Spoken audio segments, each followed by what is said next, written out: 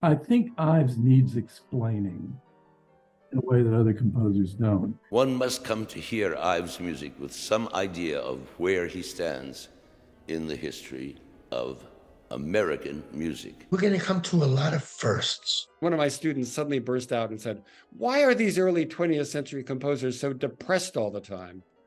And then she stopped and said, "Except Ives. Ives is never depressed."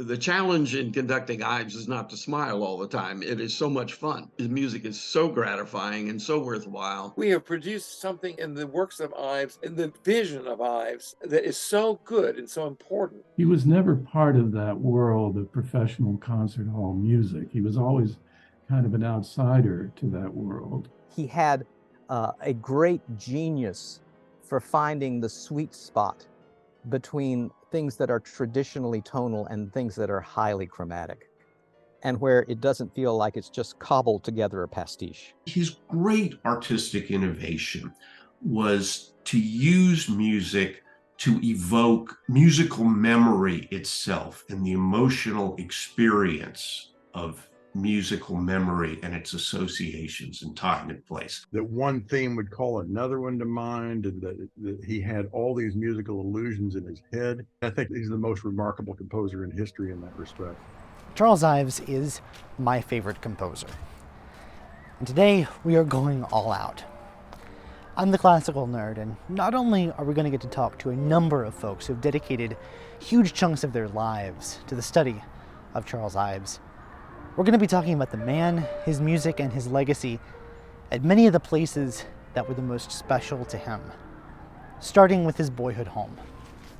Join me.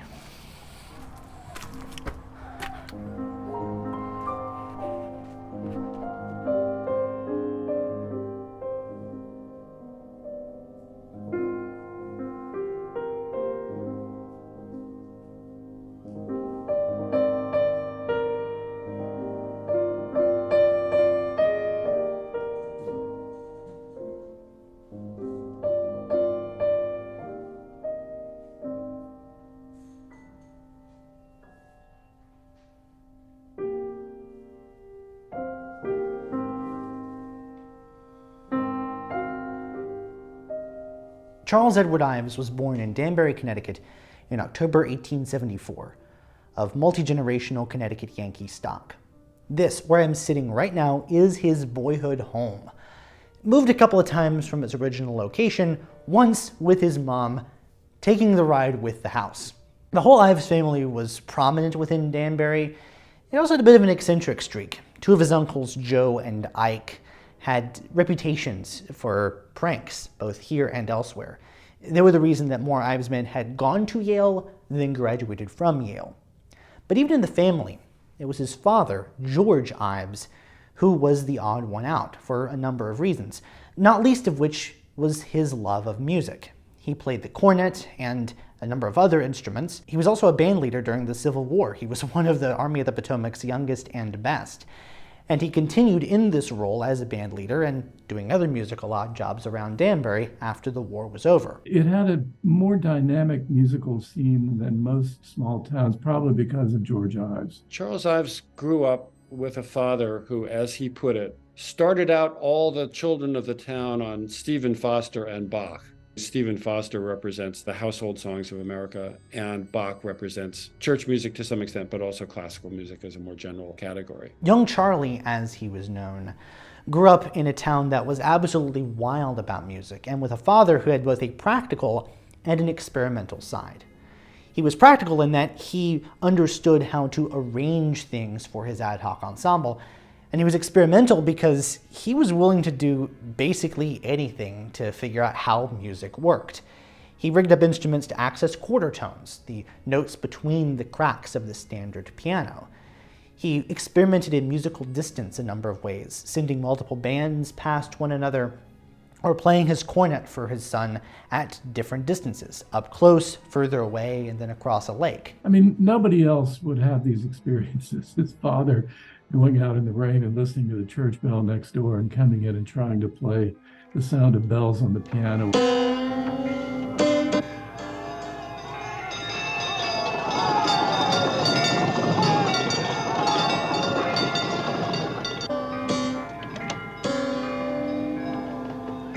I think a lot of that came from Helmholtz, the pioneering acoustician. There are many ways they're influenced by Helmholtz. George Ives had Helmholtz's book in his library, and Helmholtz said that the rules of harmony that we think are natural are not.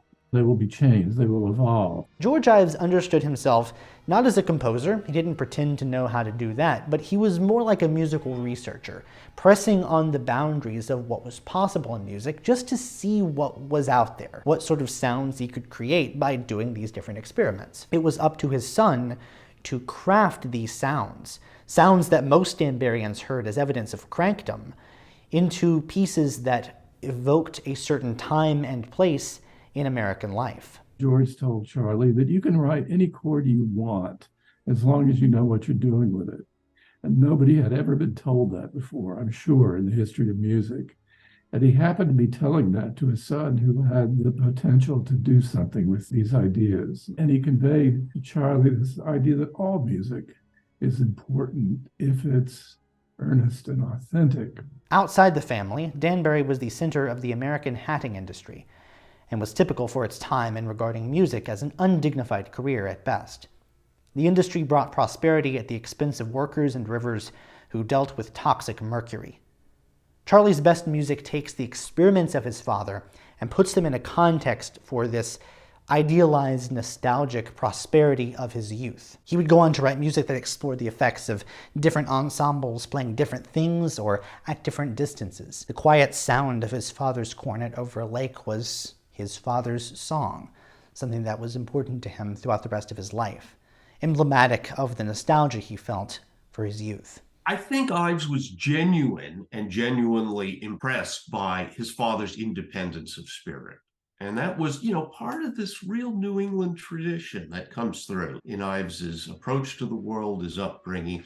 And he really saw his father as an embodiment of that, of someone who's not going to conform to society, even be scornful of material success in doing it.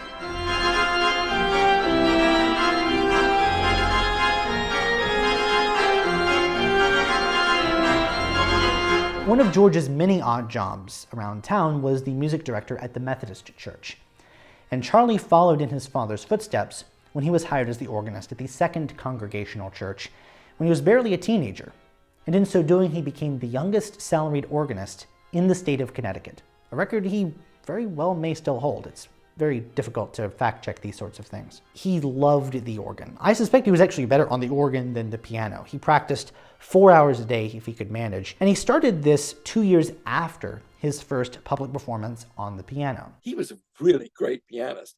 He could have had a career as a pianist, but of course he didn't have the temperament to be a professional performer. He didn't have the stamina for it.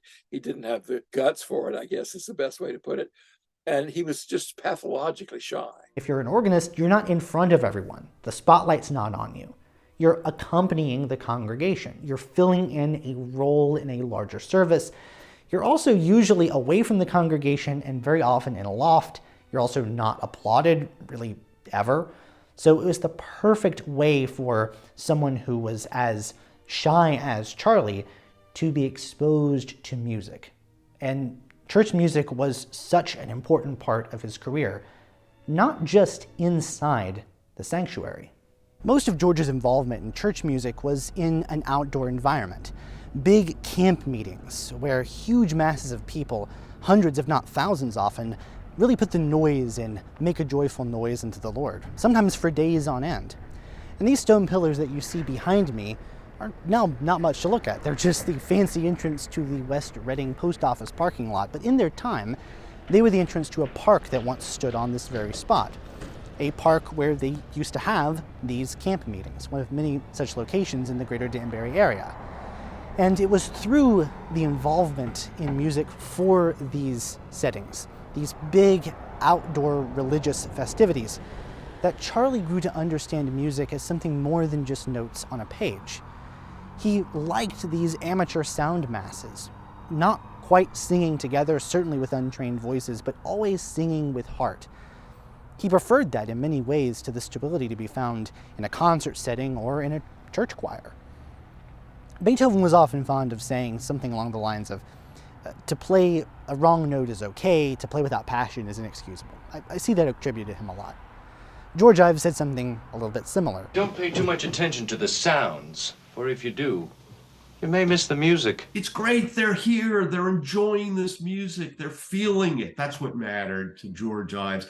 And that wasn't a recipe for commercial success or artistic sophistication. Given the fact that Ives had so much church music experience under his belt up to that point and would continue to have it in the future, it's kind of amazing that he only left us with one major organ work, his 1891 Variations on America, a showpiece that organists still break out around patriotic holidays. There's a couple of things in there that foreshadow his mature style. He doesn't start out with the theme. He starts out with an introduction that riffs on the theme. He would later expand that idea to the form of entire pieces.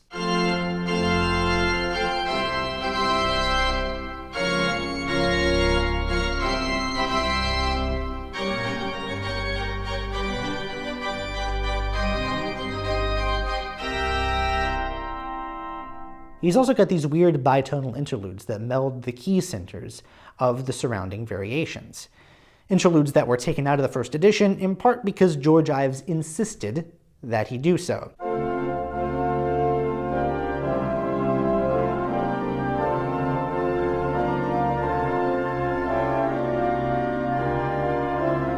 It seemed like George Ives never considered the fact that practicing polytonal music with his son would mean that his son might go on to write polytonal music. We don't really know how good Charlie was on the organ, but we can take a guess because there's this really difficult pedal passage towards the end of the variations that Charlie said was as fun as playing baseball.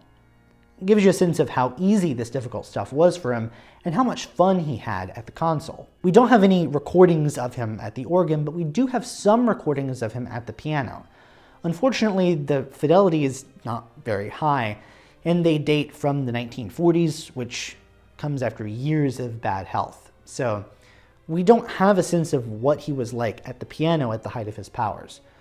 But we can get a good idea. And we do know that he used the piano, even from an early age, as a tool. He would fill in as the pianist in his dad's band. And as the pianist in these bands, your job was not just to play the piano part, you had to fill in for any missing instruments. So your flute player was out sick, cornet player couldn't make it, could be late notice, you had to play those parts. It's the theater orchestra tradition of making it happen no matter what combination of instruments are there. A seat of the pants, fraternal cooperative party. It was an exercise not just in score reading, but in creativity, because Ives figured out how to imitate drums on the piano, using clusters of notes, later called tone clusters. This was decades before modernist composer-pianists like Leo Ornstein or Henry Cowell would make careers out of barnstorming the country playing modernist pieces that used these tone clusters. Ives just had a problem, and he figured out a solution. There just wasn't a name for them yet.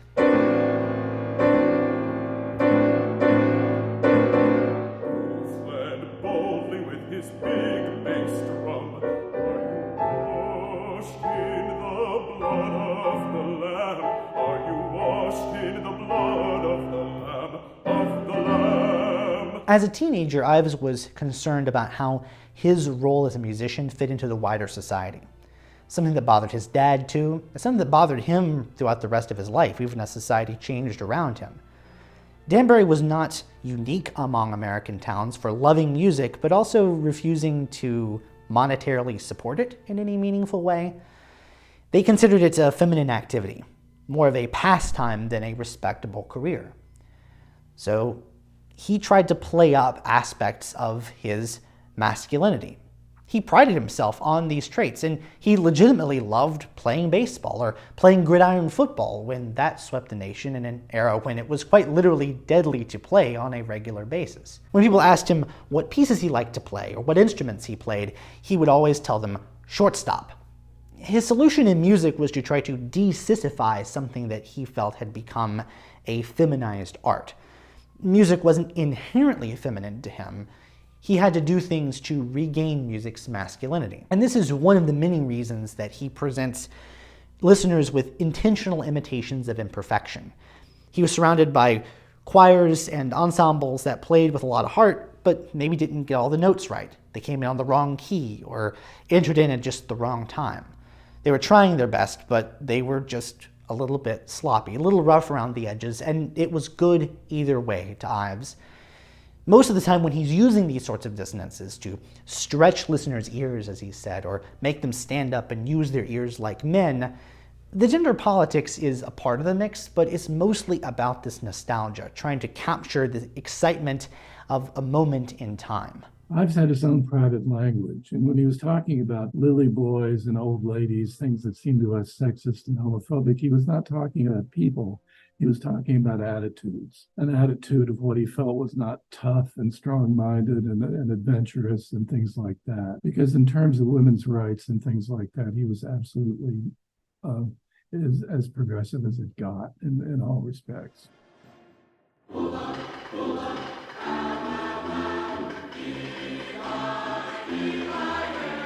It was no foregone conclusion that Charles Ives would get his grades up enough to go on to Yale. And George really wanted him to. For many students in his position, that path lay through the Hopkins Grammar School, also conveniently located here in New Haven, where Charlie went in 1893. He immediately became the star of the baseball team, and he was the winning pitcher of a 10-9 victory in April of the following year over the Yale freshmen, the highlight of his baseball career. He began playing at St. Thomas Episcopal, a very different experience than the lower church Danbury Baptists, Congregationalists, and Methodists of his youth. And it exposed him to a world of high church music that included things like Anglican psalm chant. We can see in his inventive psalm settings exactly where he begins to use this kind of technique in his own music.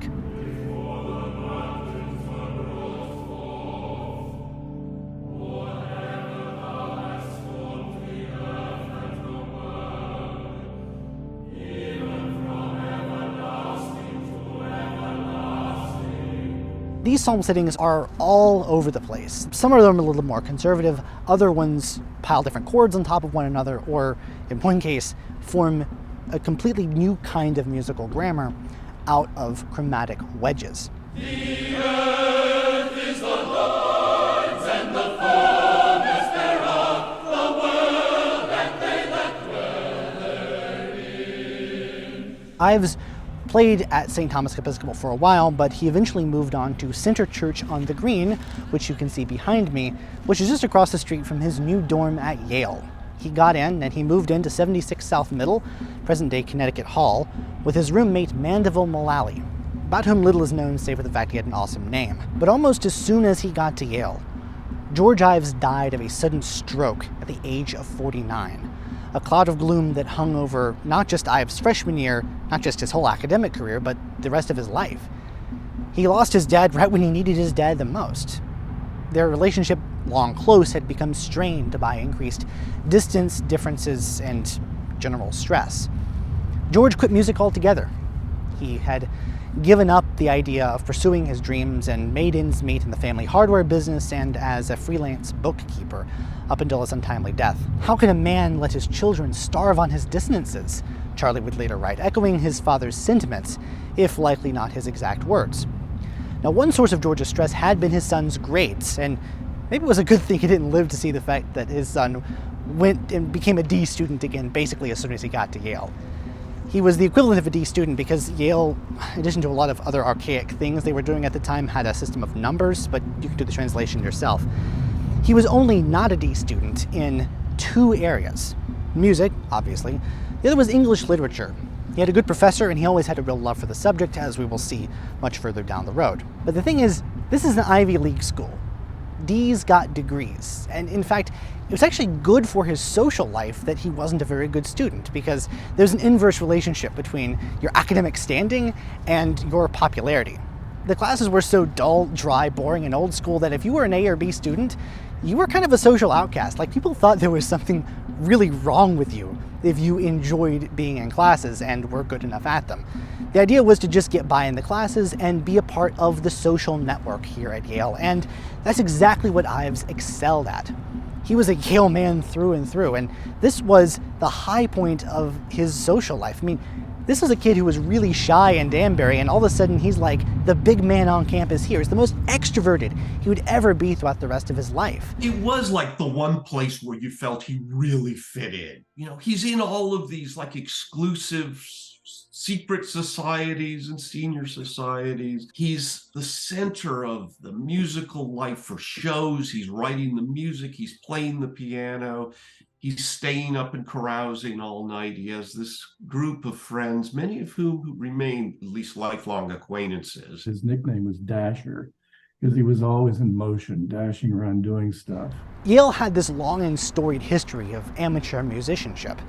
Ives himself sang a second tenor in the freshman glee club, for instance, but they had just endowed a formal music department in 1890. And this was over the consternation of some students, faculty, and alumni who actually liked these old school traditions.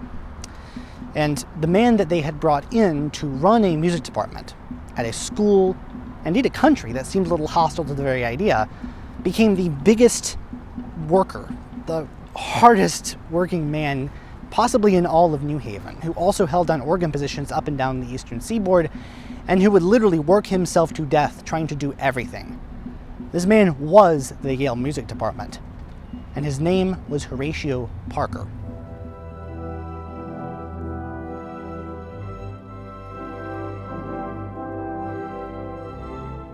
Parker was probably the best composition teacher in the country at the time. Parker can come across as the villain of Ives' student years in a good number of accounts, and this is really unfair. He was a genuinely good dude. The problem is that we don't really know all that much about him today, in part because he was of the pre-Ivesian generation. He was part of a group of American composers who knew that America needed a musical identity. They wanted it to be able to stand up straight with its shoulders back, toe-to-toe with all of the musical traditions from Europe. And yet, Parker and his milieu didn't have a lot of solid ideas about how to go about doing that. They just thought it would kind of happen if they trained the right composers and taught them the rules of music.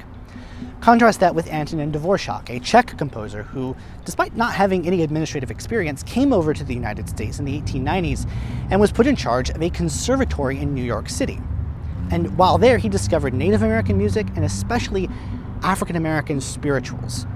He was blown away. Harry Burleigh, the composer and baritone, sang spirituals to him while he worked as a janitor at this conservatory.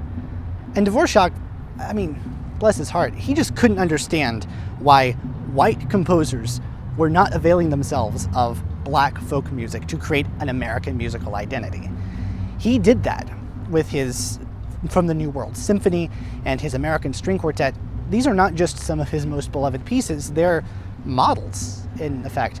Dvorak was showing American composers, this is something you can do. This is the path forward. He was doing to American folk music exactly what he and many of his colleagues back in Europe had done to the folk music of their homelands. Parker disagreed with this, like many American composers, but he didn't have a solid alternative. Ives took a different tack, a third one somewhat similar to Dvorak's, but definitely his own. To Ives, it wasn't just about using one particular type of music. Well, you could use spirituals, but the point was it had to speak to you first. It had to be part of your musical identity. It had to be part of who you were so you could then express yourself. Just using a certain type of music because it happened to also come from the same country didn't cut it. He was a Connecticut wasp. He had a completely different palette of music that he drew from, and he did. It was the Protestant hymn canon. It was these vernacular tunes from Stephen Foster. It was the songs that they sang at the revivals at the camp meetings. They were elements of the European canon as well. And there's another way it differs from the Dvorak European musical nationalist model, because for Ives it was about using everything on the same playing field. To Dvorak, let's say, we keep picking on him because I mentioned him, the symphony, the sonata, the string quartet, these are all the canvases. And then you fill it in with music that's tinged by the sounds of your homeland. That's a hierarchical relationship. It's a very different kind of music than Ives would write. To Ives, all these different elements were on the same even level playing field. It was more democratic. It was a melting pot of all these different styles. And one could remind you of this, and this other thing could remind you of that one, and it's a whole mix. And this is ultimately how he infused his pieces with so much of a sense of memory and nostalgia. And this was the very thing that Parker really didn't like. You could be forgiven for thinking that Parker didn't get along with Ives because Parker was very stodgy and conservative.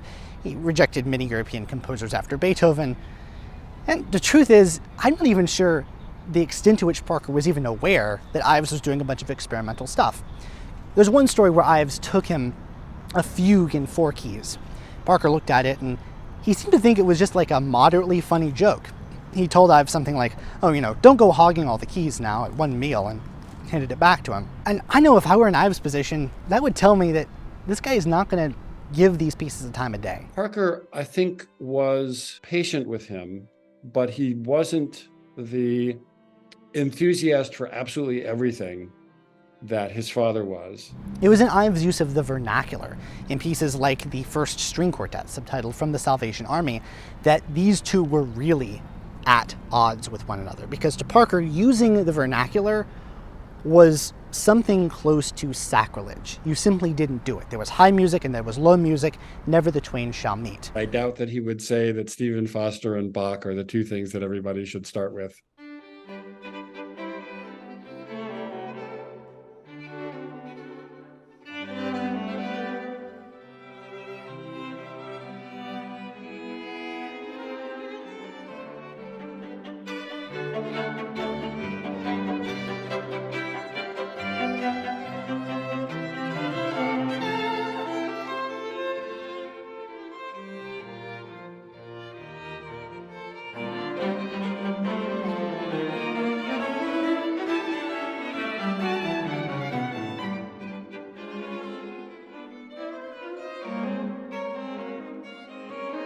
George gave him so much.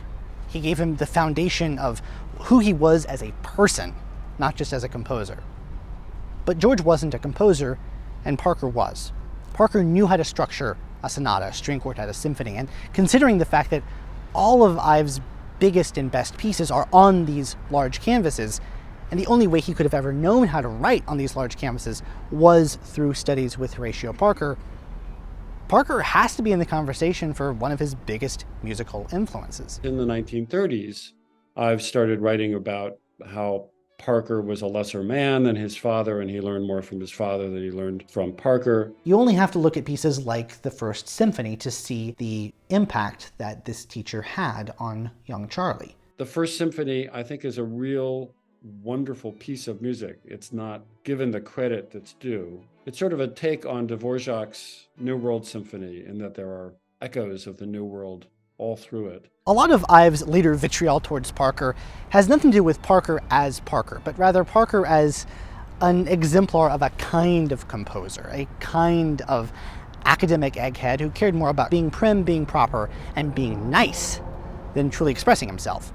And to Ives, nice was one of the worst things you could possibly be, because it meant that you were acceding to someone else's expectations. You weren't going at it as a rugged individualist like you should be. You can criticize his taste, but you can't criticize his craft. And the craft he learned from Parker. But some at the time did take him seriously, including John Griggs, who was at that point the choir master here at Center Church. He had an educational pedigree very similar to Parker's, in that most of the upper crust of American musicians had gone to Europe for graduate study. And while he didn't quite understand the reasons for Ives doing all these experimental psalm settings and anthems, he was certainly encouraging of the organist's efforts at composition, more so than anyone at Yale. And Ives later said that many of the origins, the earliest forms of many of his pieces, actually originated as wild takeoffs and improvisations on various hymns and tunes that he played for places like Center Church, as preludes, postludes, interludes, and indeed any lude you care to name. I drink the health of dear old Yale and friends both far and near. I'm a rambling rake of poverty and a son of a gambolier. Ives hadn't gone to Yale for music. He went there to advance his business prospects, and to that end, when he moved to New York City, while he did hold a series of organ posts, it was because he got a job in the actuarial department of Mutual Life, a job he got through 2 cousins who were in the industry. When he moved in, it was to 2 apartments on the 4th floor of 317 West 58th Street, on a building that no longer exists. He moved in with a ton of other Yale grads. It was an existing network of white-collar professionals in the city who had just started their careers and were not yet married. And they called it poverty flat, which was by no means a unique term to describe one of these living situations. Ives played the piano into all hours of the night, and his roommates like to call these resident disturbances.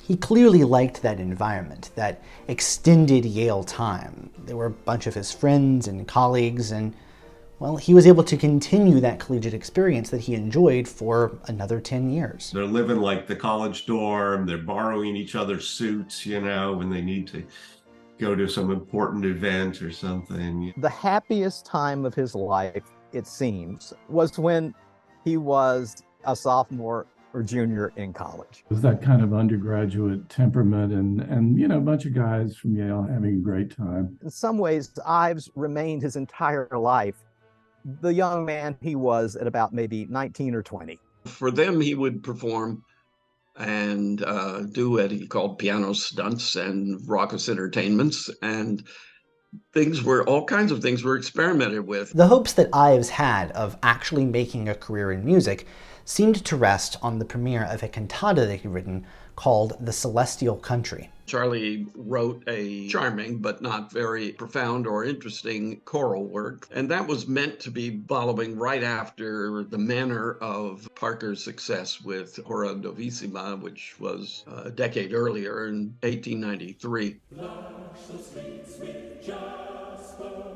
Shine the gates with gold, shine the gates with gold, flows the dragging river, shedding joys untold, shedding joys untold.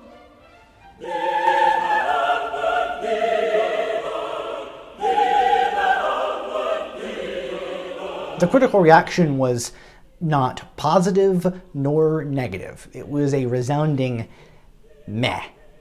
And this was not the reaction that Ives needed in order to start a career as a composer in the big city. And so pretty much right after the premiere in April 1902, he tendered his resignation as organist at Central Presbyterian Church. When he did so, he said that he quit music. He followed in his dad's footsteps after one last go at trying to make it work. He left behind many manuscripts at Central Presbyterian, which were then lost when the church moved some years later. He had attempted to go against his nature, to write the kind of music that perhaps Horatio Parker might have written. And it just didn't work out because he didn't believe in that kind of music. And so he faced a choice. Like, what do you do in that scenario? Do you try to figure out how to write an accessible music that is still very much your own? Or do you withdraw from the musical scene altogether? Do you quit music, as Ives put it? He didn't actually quit music, he just quit the idea of trying to make money off of music.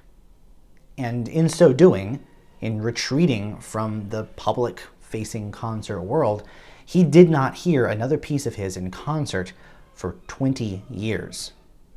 Instead, he went full-bore into the insurance business. And this assured his music, and himself, great financial independence. His music, that is to say, was not something that made him money, and so it could be free. He could do whatever he wanted in it because it was ultimately his pastime. And he adopted the idea that all composers, indeed all creative artists, would actually be better off if they pursued that path, if they didn't try to make music their career. I mean, look, it's a very clear choice. It's not really hard. I mean, hobo or millions, you choose. That was a very important move to walk away from that. In that same year, he credits 1902 as being his first really grasping the ragtime era, which was the popular music of the time. It's when he starts using ragtime that he's really becoming American in the absorption, in the character, the underlying character of his music. He subtracts predictable bass lines, so there's no stride there, so you start hearing cubistic floating of figures.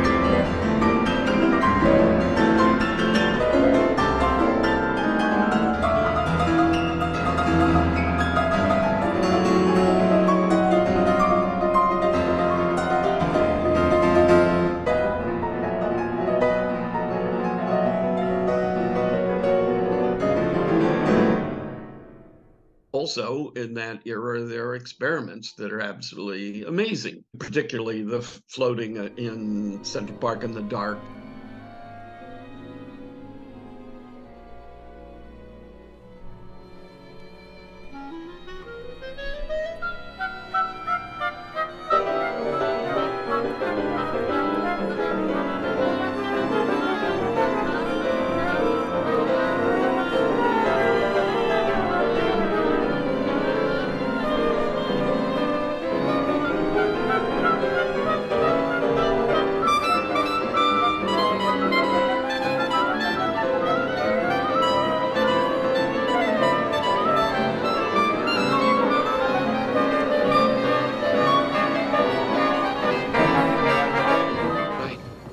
Had only evenings, Saturdays, and Sundays, and summer vacations in which to work. Ives' entrance into the life insurance game would have made for an unremarkable workaday career had not his parent company, Mutual Life, been implicated in a massive, wide-ranging insurance scandal and investigation, one which very nearly brought the entire industry to its knees, one that forced some companies out of business and some executives out of the country. These companies were speculating with other people's money, they were embezzling all sorts of things, there was nepotism run wild. There was basically no aspect to how these life insurance companies operated that was not tainted by some sort of scandal. Some good old-fashioned muckraking journalism ensued, which led to an investigation by Senator William Armstrong. And one of the first people that they grilled was one of Ives' cousins, who had nepotistically gotten Ives the job in the first place.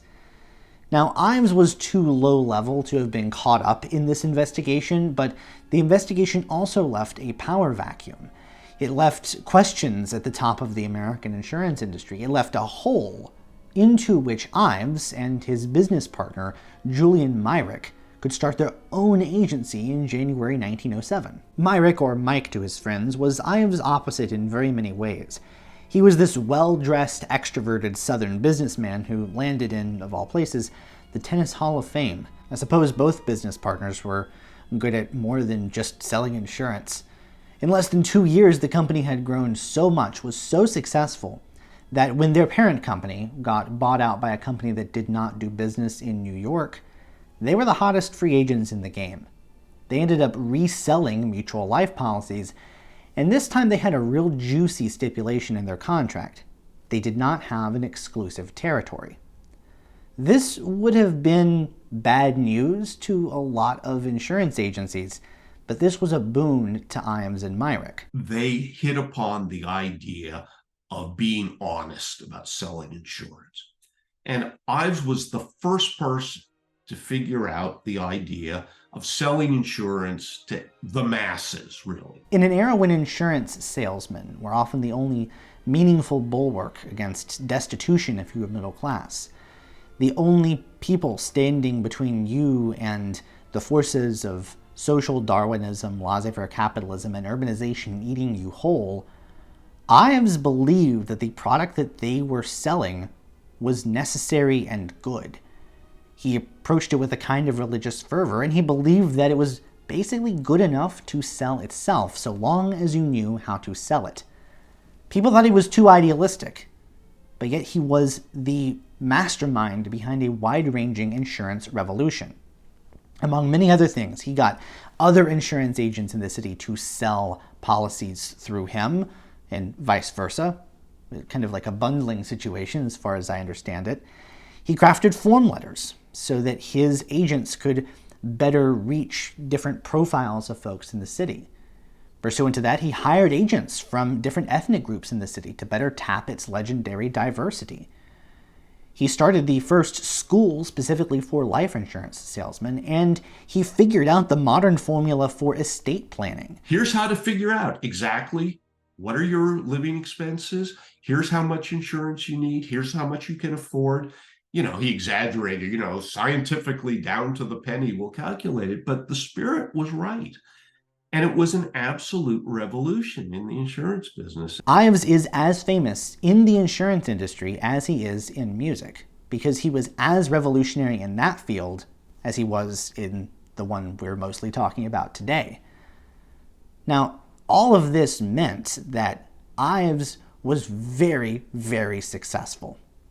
He rocketed not just to the top 1%, but the top 10th of 1% of all American income earners. The company made a whopping $450 million while they were in business, which works out to something like $6.5 billion in today's money. And yet he never let his new social class change him.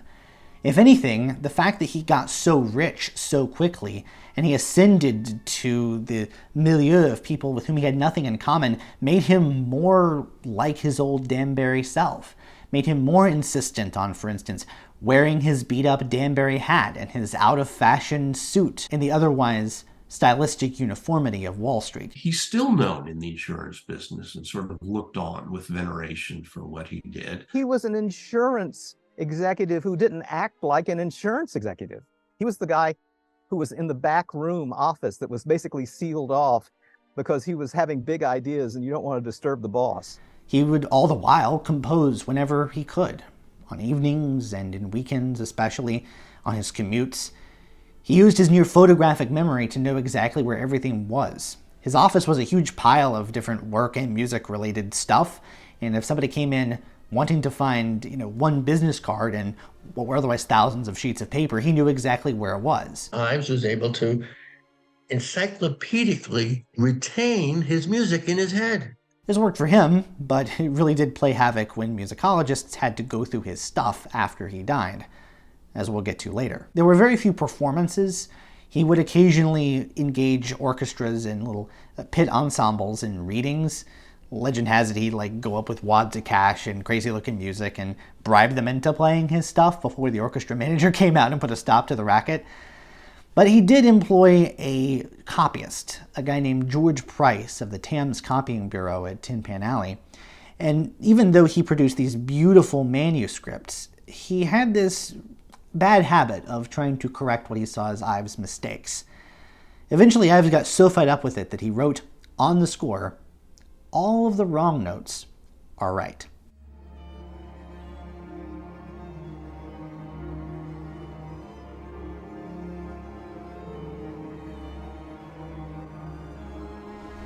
Yale men were known to keep up with one another, and one of Charlie's buddies from the Yale years in a different class was Dave Twitchell. His sister Harmony was once Charlie's prom date. They knew each other for over a decade, but they really started their courtship, at least according to them, in late July 1905 when they went to see a concert of Dvorak's New World Symphony here in Hartford. And that sparked a 2-year period of this painful, slow-motion courtship. Both sides in this arrangement were simply too shy to express their true feelings for one another. But 2 years later, in 1907, they took a walk along the West Hartford Reservoir, somewhere around here, and they reached an understanding. They pledged themselves to one another on what's called in some Ives circles the betrothal walk, even though they didn't officially get engaged until October. The patriarch of the Twitchell family was the Reverend Joseph Twitchell, longtime minister at Asylum Hill Congregational Church here in Hartford. He was, among other things, the best friend of Mark Twain. Mark Twain and Charles Ives did meet at least once through him, and he married the couple in June 1908 in the side chapel of his church. There's a real love and devotion and sort of idealizing of each other in their marriage, which is, I think, quite unusual, and it is quite touching. And it was clearly the central thing in his life for, the rest of his years. Here's this woman who believes in what he's doing and listens to him and has many of the same views. And she also, of course, provided a lot of steadiness in his life, regulating his hours and not going off into extremes that would wear him out. I've always said Harmony knew a genius when she, I think she understood that Charlie was some kind of a genius, but she loved his music because she loved him. And she takes him back to the family, reintroducing him to his dad, and he becomes this influence who remains important for the rest of his life. He needed somebody like her, like he needed his father. I mean, that's what he said. There are two people in my life who were indispensable. First, my father, and second, my wife. And he obviously needed somebody like that who helped him believe in himself.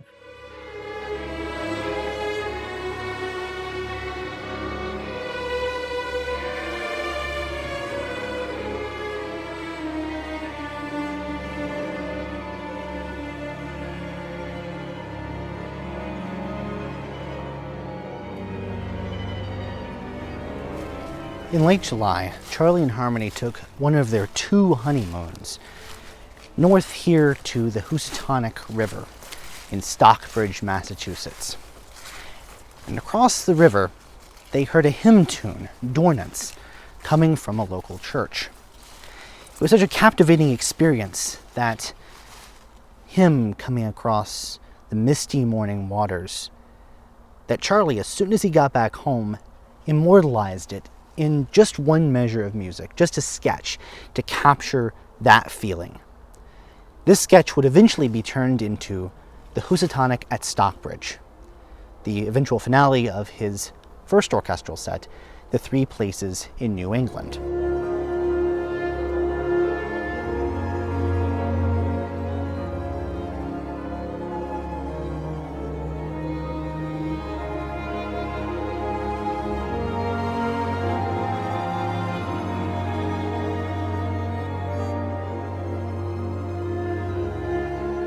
It becomes one of the most beautiful melodies I've ever heard.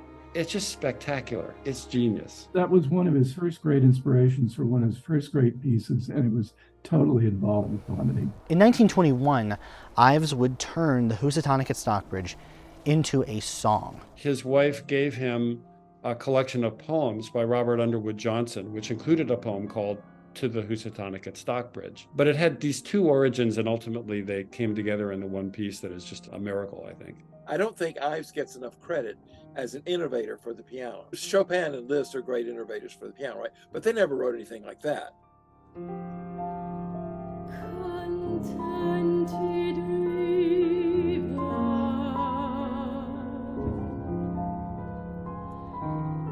in thy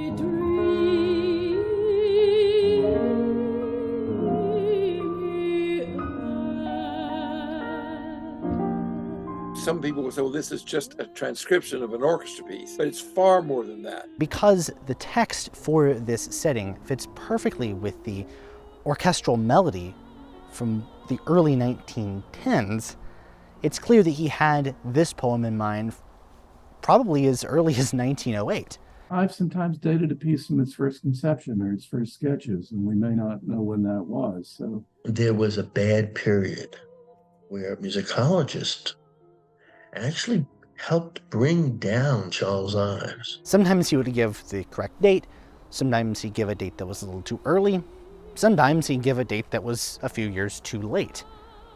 However, this did not stop Maynard Solomon from accusing Ives of a kind of systematic falsification, that Ives prided being the first to do things, and to amp up his legend, lied, falsified all sorts of evidence in order to make him seem far more progressive than he was.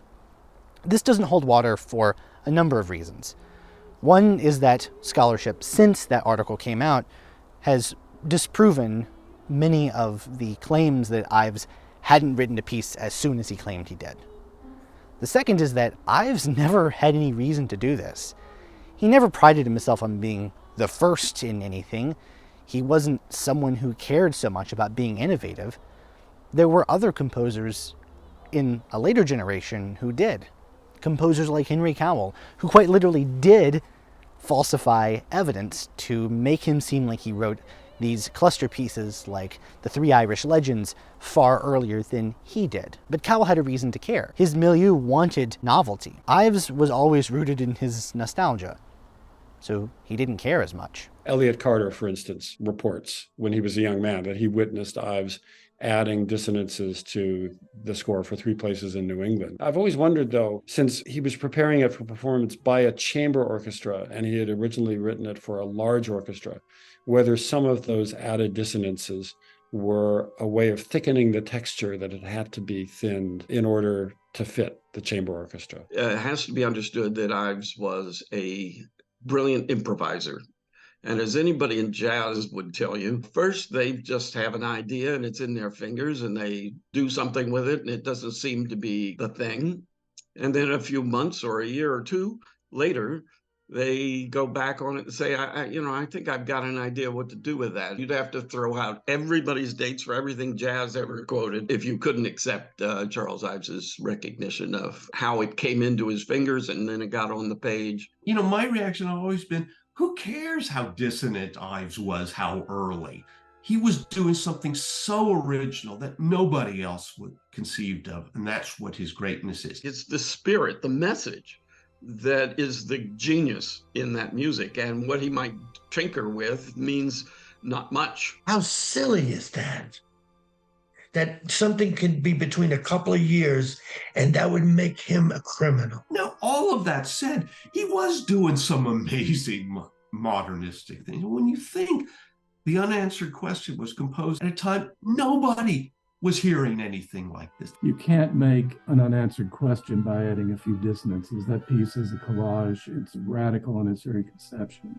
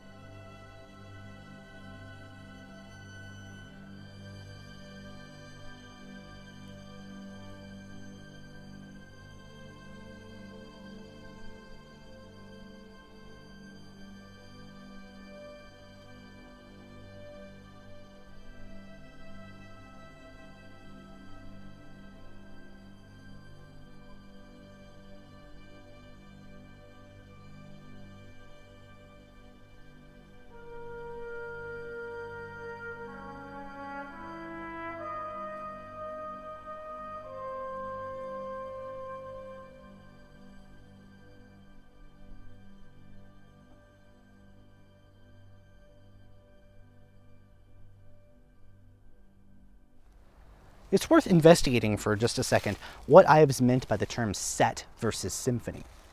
He wasn't afraid of the symphony as a genre. He left us with 4 numbered ones, a New England Holiday Symphony, and an Incomplete Universe Symphony.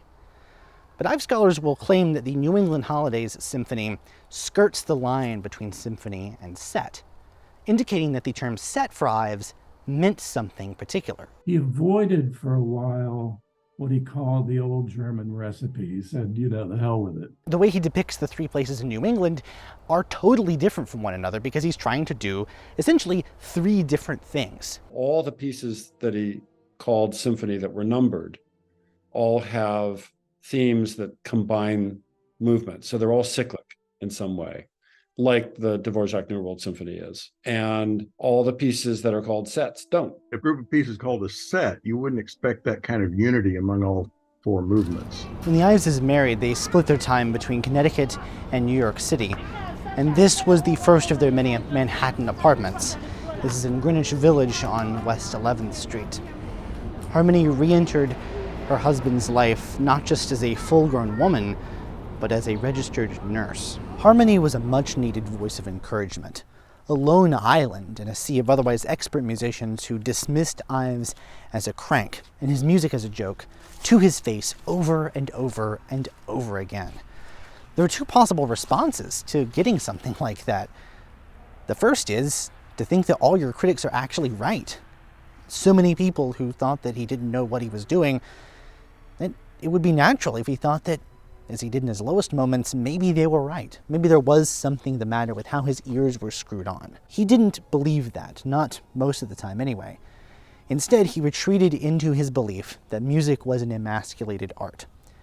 And it was a cycle where rejection and humiliation and insults only made him more experimental, more willing to push the boundaries of what was possible in composition. For a while, the best response that any of his pieces got was in 1910, when Walter Damrosch of the New York Symphony led a reading session of Ives' First Symphony. Damrosch praised the piece's workmanship, but requests for readings of the Second and Third Symphonies went unheeded. Had the Second Symphony received a premiere in this time, Ives' entrance into the canon may have been very different. There was a market for genuine American music that could stand up to the big boys of the European canon. And Ives' Second Symphony was, for all intents and purposes, this great mythical American symphony. Problem is, almost nobody knew that it existed.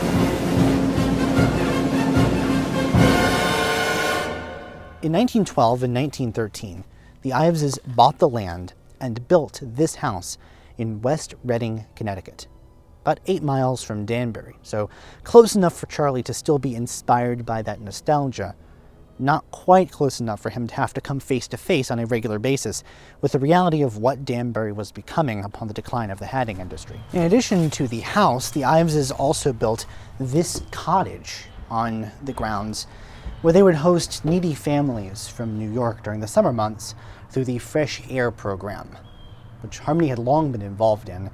And in 1915, this family was the Osbornes. Their youngest, Edith, was simply too sickly for the Osbornes to reasonably take care of, and so the Iveses offered to continue to take care of her after the Osbornes had to return to the city in August 1915.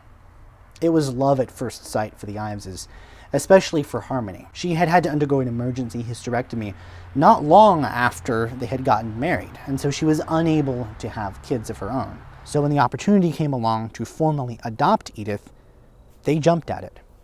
Not only did they adopt her, Charlie continued to cut personal welfare checks to the Osbornes until they could get on their feet throughout much of the next decade. Part of this Reading home was this cozy and eclectic studio, which was, some years ago, moved in its entirety and recreated here at the American Academy of Arts and Letters in Upper Manhattan. For me, who went in and out of that space for decades and was responsible for cleanup and curating and eventually boxing everything so that we could recreate the shelves to be identical, to walk in that space, moved to New York, it makes my knees weak because I feel, oh my God, I am in West Reading. It is so real. He believed in humanity to an absolute degree, in the potential of humanity. He believed that humanity was ultimately going to become divine, and that music was a part of that development.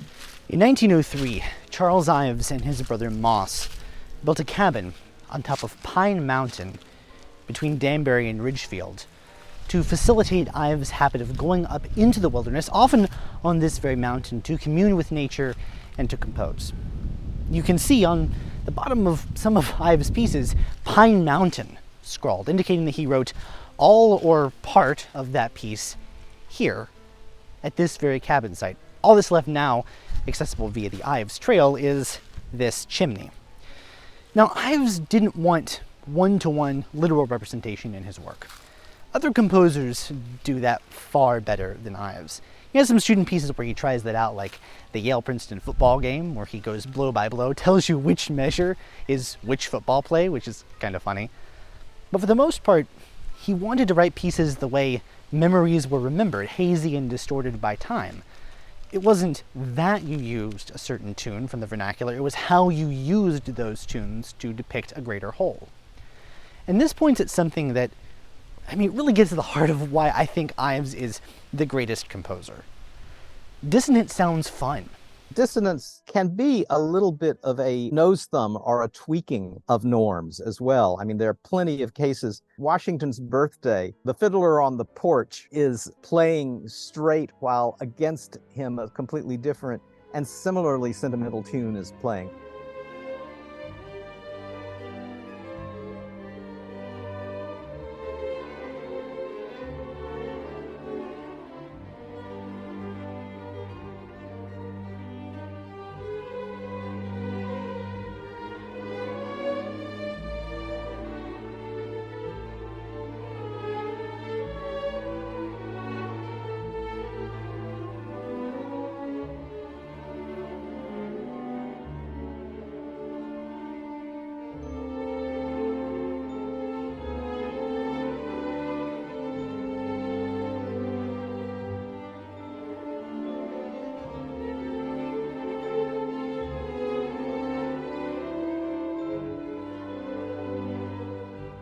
That's how he put pieces together like the 4th of July, Putnam's Camp, the comedy from the 4th Symphony. It's how memory is remembered, because memories are inherently fungible, right? We don't remember things super clearly. Some things are crystal clear in our minds. We think we remember them exactly as they happened. Other things we're pretty sure happened, but as time goes by, we're not sure how those things relate to one another. And that's how Ives built some of his pieces, because a lot of the music that he wrote was based on his own memories about musical experiences that he had. It's somewhat like if you went to a music festival and you had the time of your life, and then 30 years later you decided to write a 5-minute orchestral piece about it. If you were really good, well, that piece might sound a little bit like one of Ives' pieces. Ives is not seeking necessarily a photorealism. He's trying to capture on the page what music sounded like in his memory. It's the source of the incredible emotional power of his music that he noticed that it's these distortions, it's these extra musical sounds, which probably most of us consciously filter out and yet unconsciously pick up, that embed a musical experience in our memory, particularly the kind of music Ives cared about that's performed in public spaces. So he reproduces the sound of a church choir heard across a river, or the church bells ringing out of phase with one another that sets up this interesting polyrhythm. But he didn't say, I'm going to write a polyrhythmic piece to explore the meaning of polyrhythms. He's using this because it's something he heard and it's something he knows. This will evoke this experience for other people too. I think one of his neglected wonderful pieces is a chamber piece called Over the Pavements. It's one of his first big studies in polyrhythm. He said it was inspired by the sound of people walking past his window in New York and how people had different rhythms and different tempos all at the same time, and that combined to spark a piece about polyrhythm.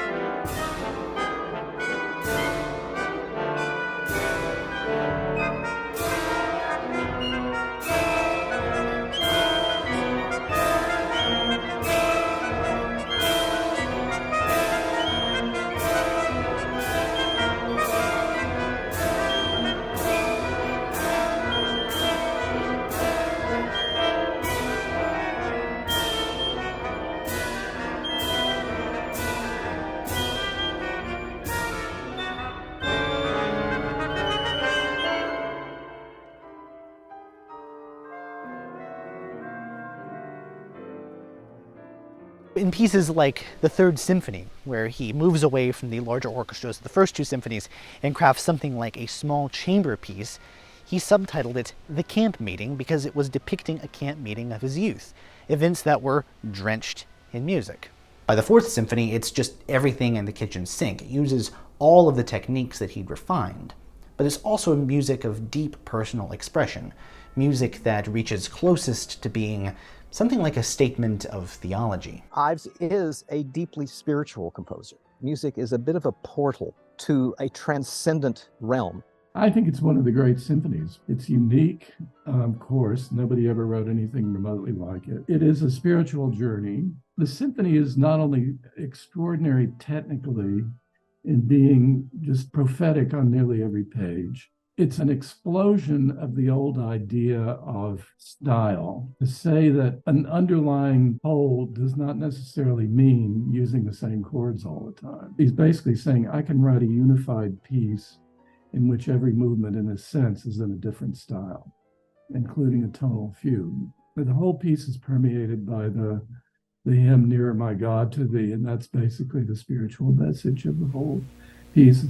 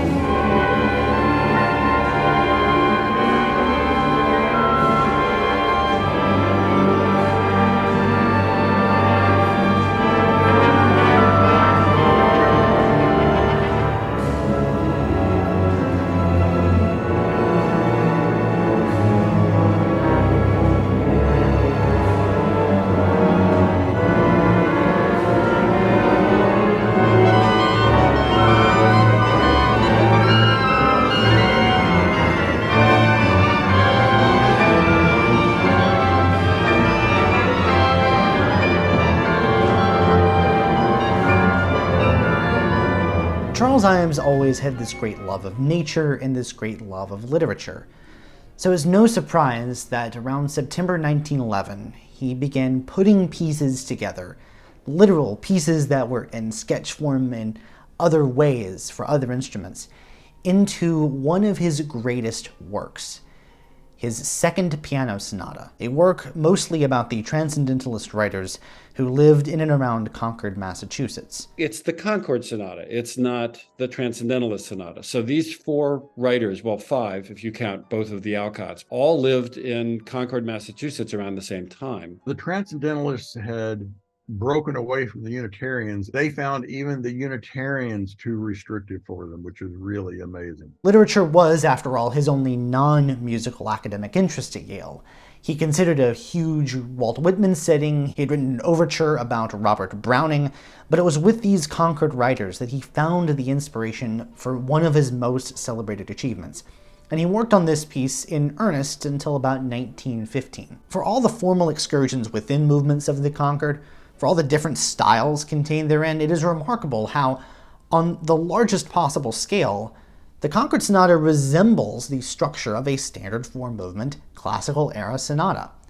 You have an opening movement that's virtuosic and heroic in Emerson.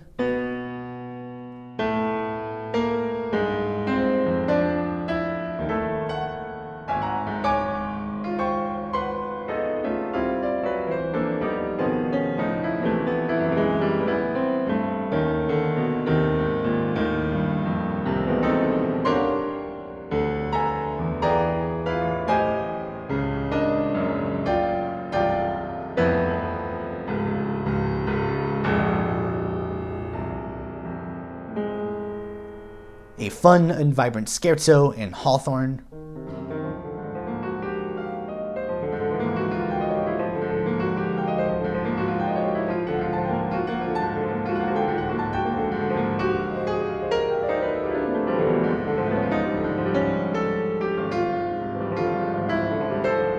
An introspective slow movement in the Alcotts.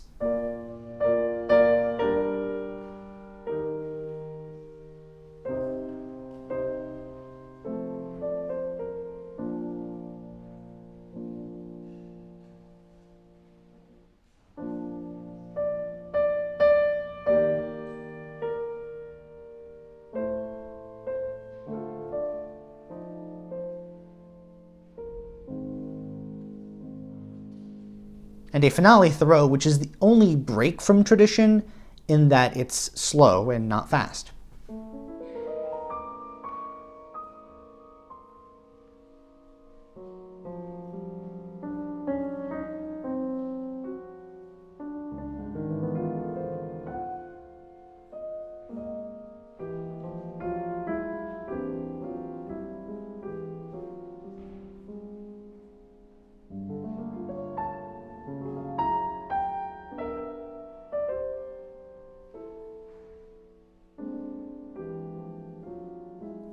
Immediately after finishing the score, Ives began collecting ideas for a set of essays to go in front of the score, which would grow to such lengths that they had to be published separately as essays before a sonata. The views that Ives presented in Essays Before a Sonata were the views of him in his 40s when he was actually writing that book. You can't just say it all comes from Emerson, it all comes from Thoreau. The passages where he talks about what he's trying to do in the piece, I think, are pretty good reflections. He gives essentially a program for Thoreau, a program for the Alcotts, a bit of a program for Hawthorne. They are about the Concord Sonata in the guise of essays on 4 writers. I think he was too shy to make claims about his own music, so he really talks around his own music. Given his temperament, he will not say, I'm going to tell you how to listen to my music, but that's really what he's doing. The essays are a great explanation for what he was after. And he'll say things about Emerson like he never retraces his steps. Well, he's talking about the fact that in the Emerson movement of the Concord Sonata, nothing repeats exactly. Emerson's take on sonata form. Now, it may have been inspired by Emerson in the first place, that's true,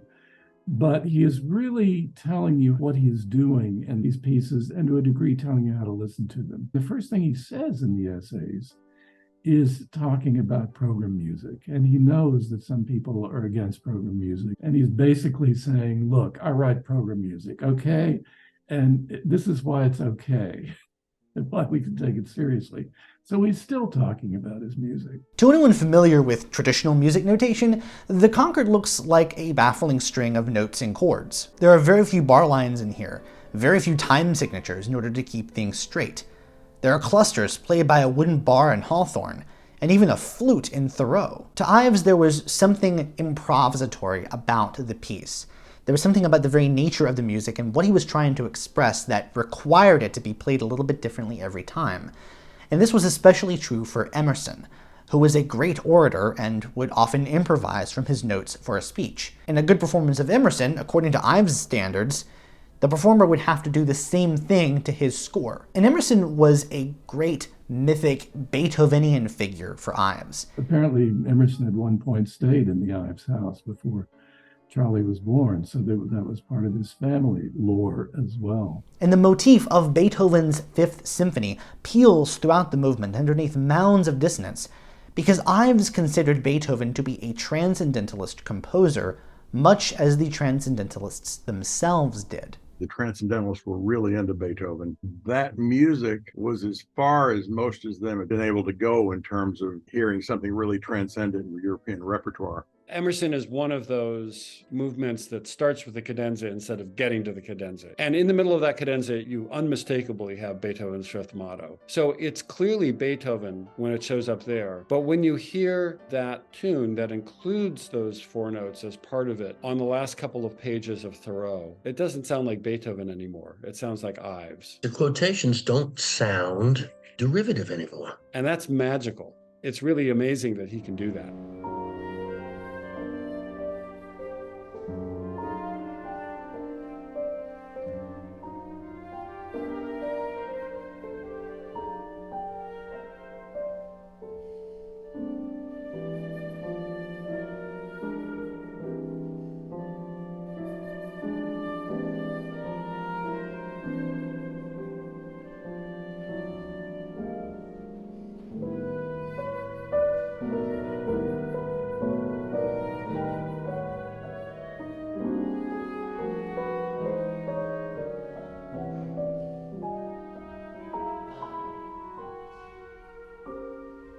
But there are also practical reasons why Beethoven's Fifth plays such an outsized role. If you look at the original sketch for the theme, it doesn't have Beethoven's Fifth in it. Putting that in the middle fixed the theme and made it work. Emerson alternates between prose and verse sections, written as such in the first edition, and neither this nor any other of the Concord's movements use direct repetition. Nature loves analogy and hates repetition, Ives explained. From the very beginning, as a composer of large instrumental forms, he didn't like repetition. In his first symphony, first movement, for instance, which is in sonata form, when he presents the first theme, he presents it twice, and the second time he presents it in a different orchestration.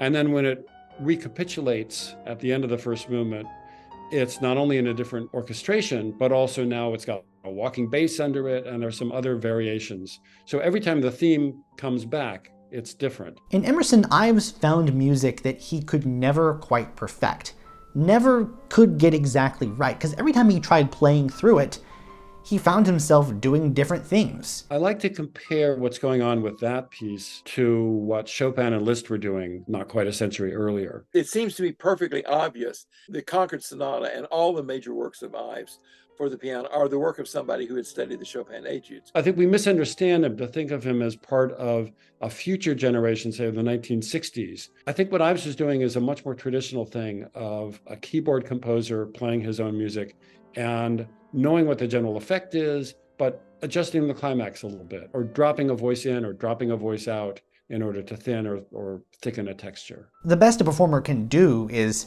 try to assemble a version that they like using parts of different revisions, which in itself is not exactly a foolproof method either, considering how much he took out of the first edition. There was a lot of dissonance and a lot of Beethoven that didn't make the cut in the first edition of Emerson, stuff that he restored later down the line. You can see that in the first edition, he didn't get the piece across the way he wanted to. You have to have experience working with performers to get a certain amount of finesse about how you notate things. There's a place in Emerson where he's got 2/8 and 2/4. He puts almost a quadruplet, like they're almost even, but he can't quite notate them the way he hears them. I think he could hear it all in his head, and notation sometimes didn't seem to work well for him. It's exactly like a speech in that you have to know what you're saying inside and out in order for it to come off. Like if you read a speech like this, it is not as powerful as if you read one like this. It's a rhetorical thing. And nobody is ever going to know the Concord Sonata better than its composer, who did play it a little bit differently every single time. At the beginning of Emerson, it was originally B, A, G sharp, F, D sharp, which is an octatonic scale. And he took out the F sharp, I think, to make it more like one of the themes later in the piece. But every time he recorded himself playing Emerson, he put the F sharp back in. As long as the general effect is the same, it's the same piece. A revised version would appear in 1947, and it is only the way it is because his publisher complained to him that he'd been taking out sharps and flats and putting them back in again all summer. He was, in many cases, restoring dissonant passages he had removed earlier, thinking this is too, wild and out there and unacceptable. Although the Concord Sonata was inspired by the Transcendentalist writers, who are immortalized in the outermost movements, traditionally the most important movements of the sonata, not all of the writers were Transcendentalists. Nathaniel Hawthorne, in some ways, was an enemy of that movement. He disagreed on its fundamental precepts and was willing to poke fun at its excesses. Hawthorne was anti-abolitionist among all of his abolitionist friends. He would get tickled by certain images in Hawthorne and write little pieces to illustrate them.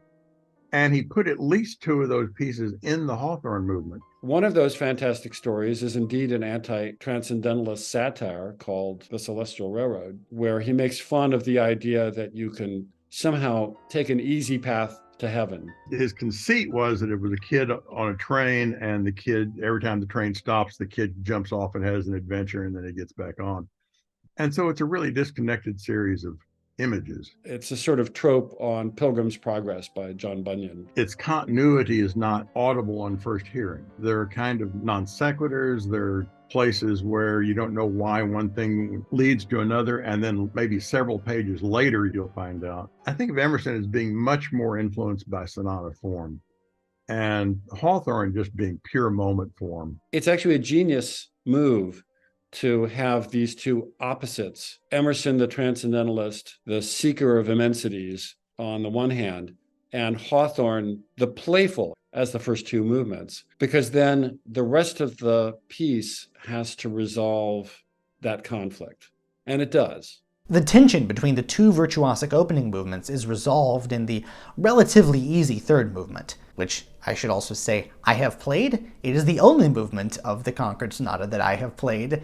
It is the most difficult piece I have ever played. The Alcotts clears the slate for a finale that Ives said most closely resembled his vision when he began work on the piece. Thoreau was a personally important figure to Ives, because the Sage of Walden Pond was part of his ultimately vain search for a paternal replacement, possibly right after his father died, but certainly according to Ives' cryptic writings, Thoreau was there for him at some dark moment. And ultimately, that's what mattered. Emerson and Thoreau were part of the family, but they were part of a much broader mix of liberal Protestantism and American intellectuals that the Ives family was soaking in. You have a guy who's very happy to say one thing and then another thing as a consequence of that, rather than as a continuity for it. It's almost as if the music of Ives is dialectical. He's not particularly Hegelian in his personal thought, but he sure is in the method that he writes music, because the continuity is replaced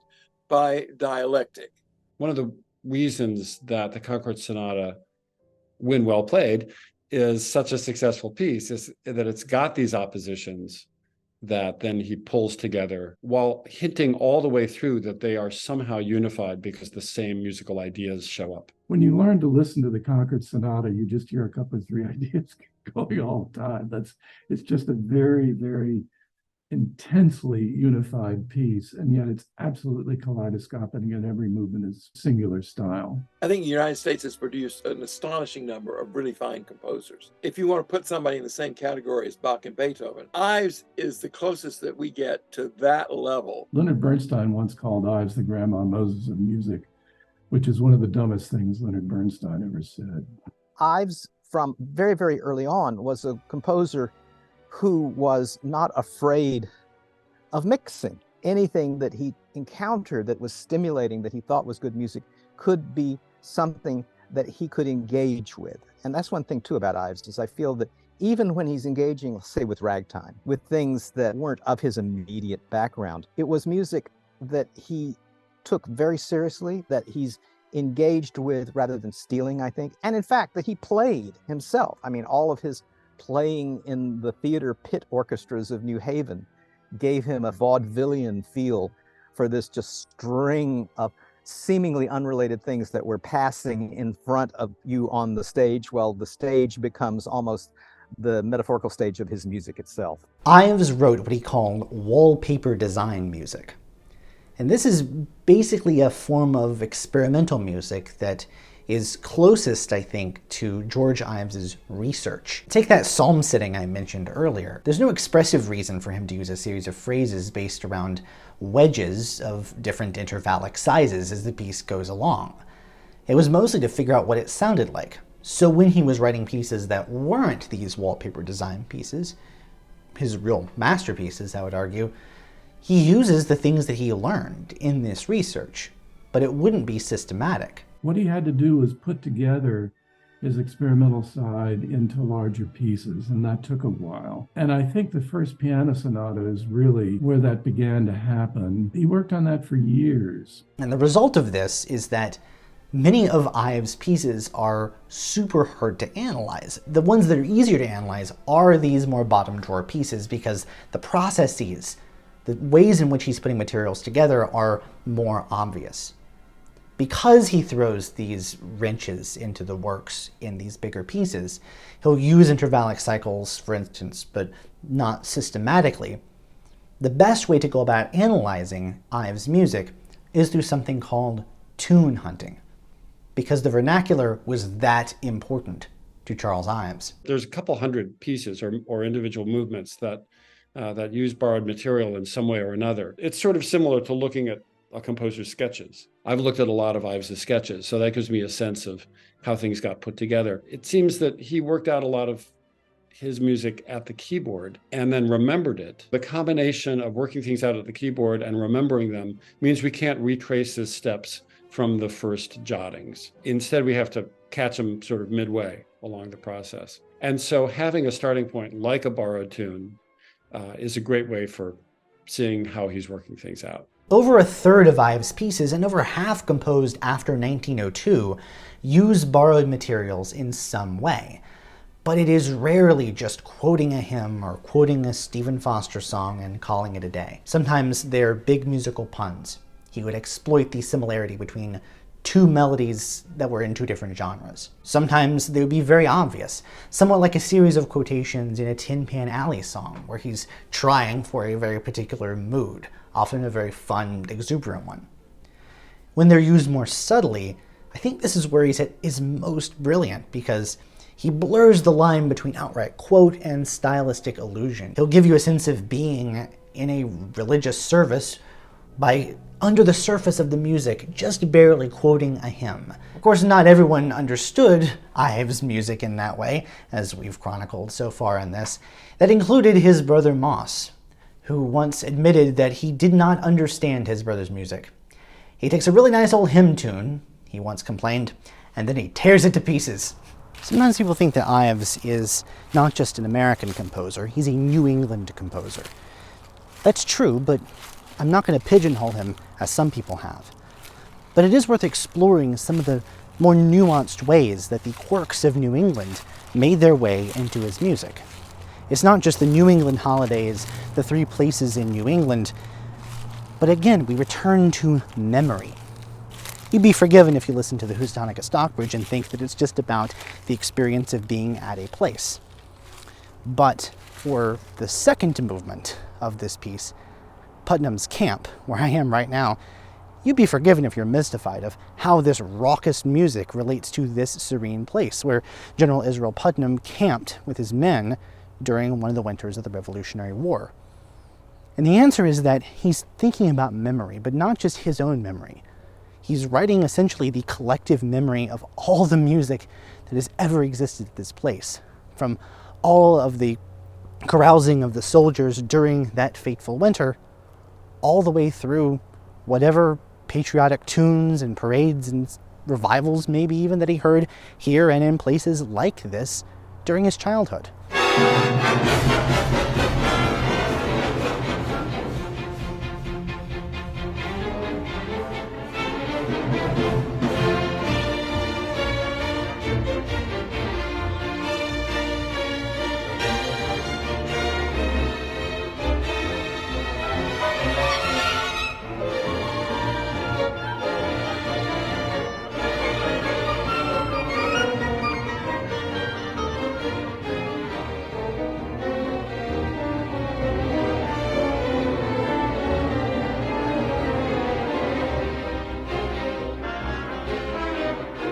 Ives has this ability to create even this vicarious nostalgia. You don't have to have had the same experience of hearing this band in, Danbury, Connecticut in 1880 to feel the sort of emotional wallop of what music means and the memories associated with it, which he conveys, and it's the real soul of the emotional power of his music. There are plenty of other quirks about New England that made their way into Ives' thinking and his music.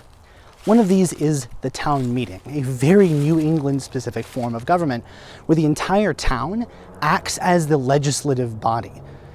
It can be incredibly chaotic, and sometimes Ives used this as a backhanded compliment, such as when he told an ensemble that had just kind of botched a performance of The Three Places that it reminded him of a town meeting where every man was standing up for himself and saying his piece. Sometimes, though, that same concept is used in the pieces themselves, where he's not writing for an ensemble, a composite instrument, as much as he's writing for each and every individual player in that ensemble. Take the Second String Quartet, where 4 men come together, have a conversation, then have an argument, and then shut up so they can walk up the mountain. In the music, the real world will never go away. It's always there in some ways. It's always there to, however perfect you want to make things, it'll always muck things up to some degree. When you are singing to yourself, or when you are hearing a hymn from across a river, the river wouldn't necessarily be in the same key as the hymn. And then it's over here in another tonality or compressed in its tones to, semitones, this hymn. And then there comes this moment where it sort of all melts away. He does this in the Third Symphony and in Thanksgiving and Forefathers Day. This miasma of half memories just fades out. And there's this whole tune we've been struggling to remember.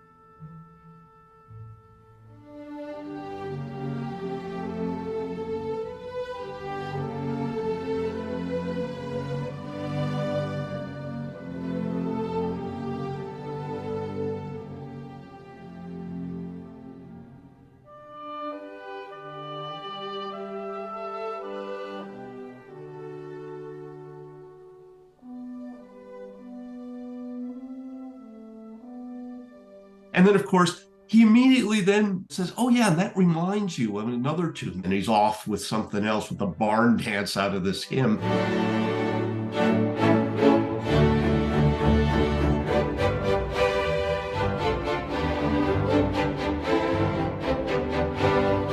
That's where his use of dissonance and polyrhythms and these, so-called modernistic techniques, I think, really pack their wallop. Early on, Ives ran into a problem mashing up American folk music and American tunes with those models from the European tradition. He had a very difficult time doing it because, well, if you think about the types of themes that European composers like to use in, say, sonata form, they're very different They're grist for development. If you're going to write a symphony, you really want to have a theme that you have to develop, that you have to do stuff with, something where there's more to say.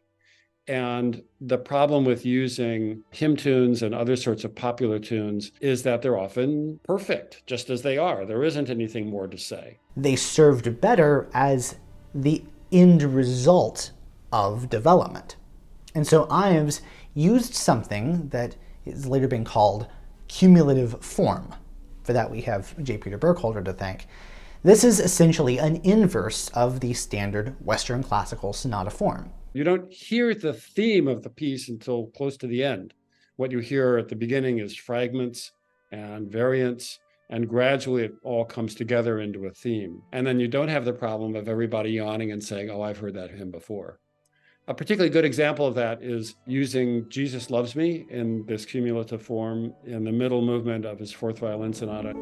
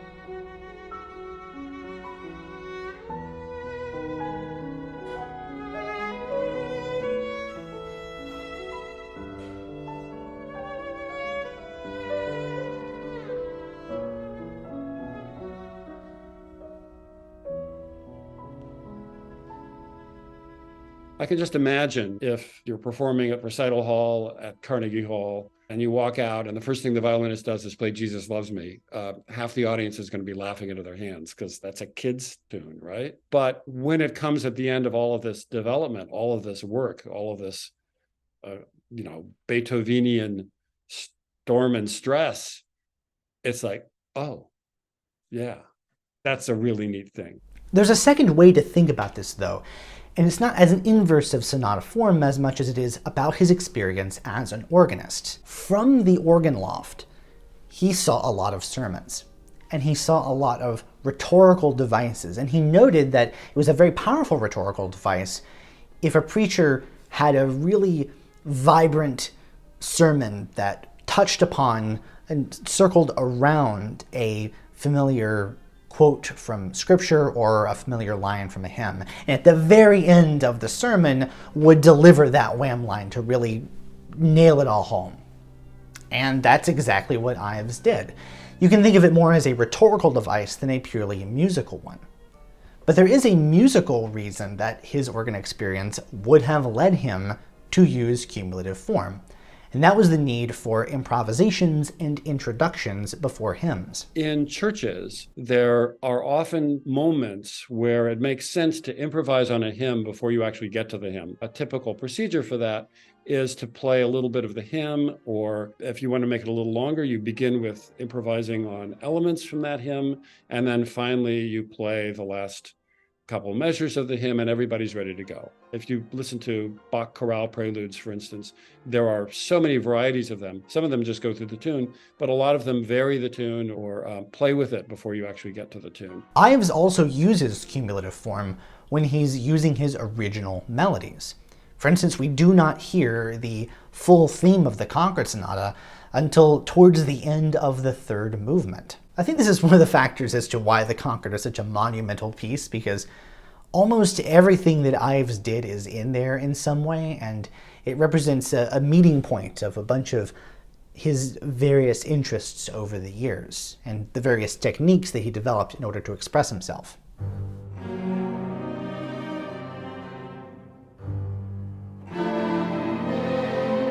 If there were 50 hours in a day and not 24, that still wouldn't have been enough time for Charles Ives to get everything he wanted done. He was so full of energy in so many different creative directions.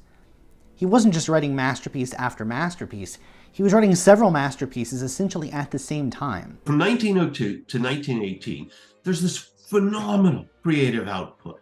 He's composing like mad. His second, third, and fourth symphonies, the first piano sonata, the Concord Sonata, dozens of scores of his songs, the New England Holiday Symphony, the Unanswered Question, Central Park in the Dark. He talks about music being a product of the subconscious, and I think he had a really active subconscious, and things just came to him, and he didn't know why he was putting them in, but it seemed right to him. There was an aha factor. I know what I'm doing now. I see my way technically and creatively. He had his voice. He had found ways to write longer pieces. And I know as a composer, when you find your métier as a creator, ideas just start to go. They just start to roll. And when you're a fundamentally volcanically creative person, the ideas just start pouring out of you because you know your path, you know who you are, you know what you're doing. And he was writing this visionary music while he was getting further and further into a kind of capital P progressive era politics. We'll talk more about this later, but suffice to say he proposed an amendment to the Constitution that would institute more direct democracy. He also advocated for something like the United Nations, and he was very much taken in by President Wilson's rhetoric about making the world safe for democracy. When it became obvious that there would be a draft and America would get into World War I, Wilson's re-election slogan notwithstanding, he volunteered. Well, at least he tried to volunteer. He said he wanted to go over to France and drive an ambulance. There were a couple of problems with this. The first is that driving an ambulance wasn't exactly going to keep you out of harm's way. Just ask Maurice Ravel. Two, he was not a good driver. On one occasion, he tried to go up to Bethel with it. That was quite an extensive drive. That must have been 6 miles or more. And that was farther than he usually went. But I remember going through a very narrow, twisting tunnel under the railroad tracks at one point. It was a fairly dangerous spot. Never can be too careful. I got killed here one day, and that was enough for me.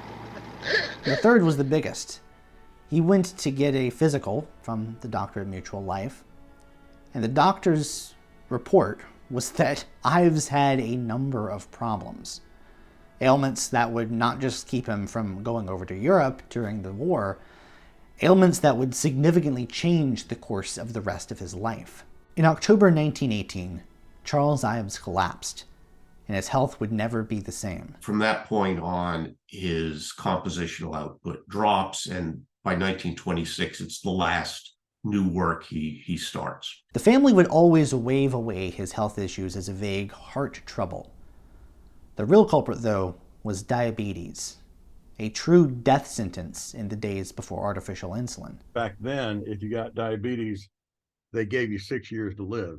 He had suffered the ill effects of this disease for at least a decade prior, possibly as early as 1906. The doctor that gave him that physical, they always said, predicted that Ives would have that heart attack in October 1918. What he really discovered was sugar in Ives's urine. This was fatal. I mean, before insulin, you were a goner if you had diabetes. You have sugar in the urine, sorry, we're not going to insure your life because you're a dead duck. For the first time since the sudden death of his father, Ives had to come face to face with mortality. Doctors knew what diabetes was in 1918, but they had no cure for it, even though they were really working on it. It'd be 4 years from then that they would give out the first experimental doses. It would be the early 1930s before Ives was able to get on the stuff himself. The treatment, as it was for diabetes at that time, was what was called literally the starvation diet. That was the only way to keep your blood sugar from spiking, which causes the cascading problems of diabetes. He dropped from 160 to 110 pounds. He would never be the same person. This sapped his energy.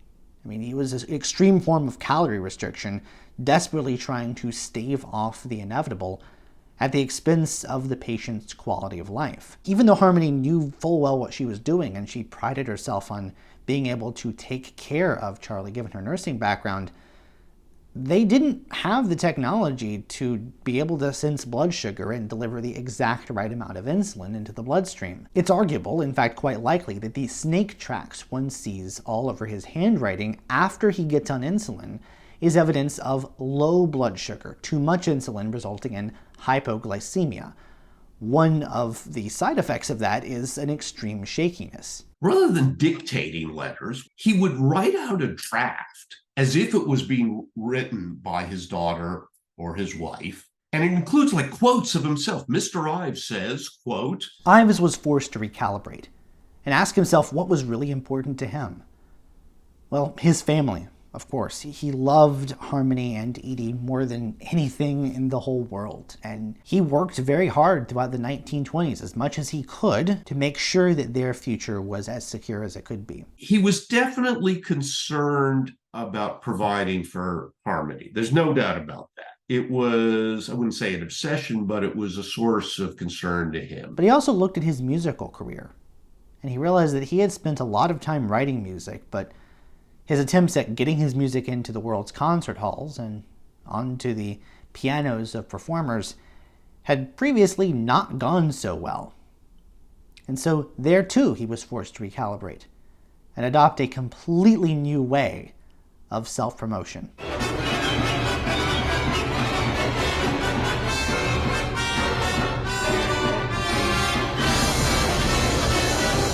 While private performances, and even a series of recording sessions with Ives himself at the piano, were part of this newfound emphasis on legacy and trying to establish himself, the biggest thing that he did was this incredibly cost-inefficient method. He had the Concord Sonata, the Essays Before a Sonata, and a huge collection of 114 songs, printed up without copyright notice, so he couldn't collect any royalties off of them. He didn't want that. And he blasted them out to people within and without his social circles, just to see if he could get any takers. The initial responses he got were not encouraging at all, partly because he sent it to the wrong people. He sent it to lots of famous musicians whose names he found in Musical Courier and Who's Who in Music. But younger composers like Aaron Copland and Henry Cowell and George Gershwin started running across it and got very excited about it. Gershwin found it in 1924. He tried to reach Ives and talk about how much he loved the Concord Sonata. Ives was in Europe at the time and never returned the call when he came back, which I just find incredibly sad. The essays received a mixed positive feedback from his old Yale network specifically, and the Concord was sent to the biggest names that he could find. He mostly had success with pianists who were also interested in the mystical, metaphysical music of the late Russian composer Alexander Scriabin. One early fan was Clifton Furness, who taught, while at the Horace Mann School, a young man named Elliott Carter, later fated to be one of the 20th century's preeminent modernists. It wasn't long before performances began to ramp up. The problem is that the Concord Sonata is a really hard piece to play. The progressively minded Ives, although sickened by the post-war conservatism and isolationism of American politics, did benefit from a change in culture of that generation. There was a surge of interest in new music, both in the New World and the Old. These ultra-modernists, as they called themselves, prized dissonance as the coin of the land. They believed that dissonance was powerful and important, and they wanted to upend all of the musical traditions that they could find.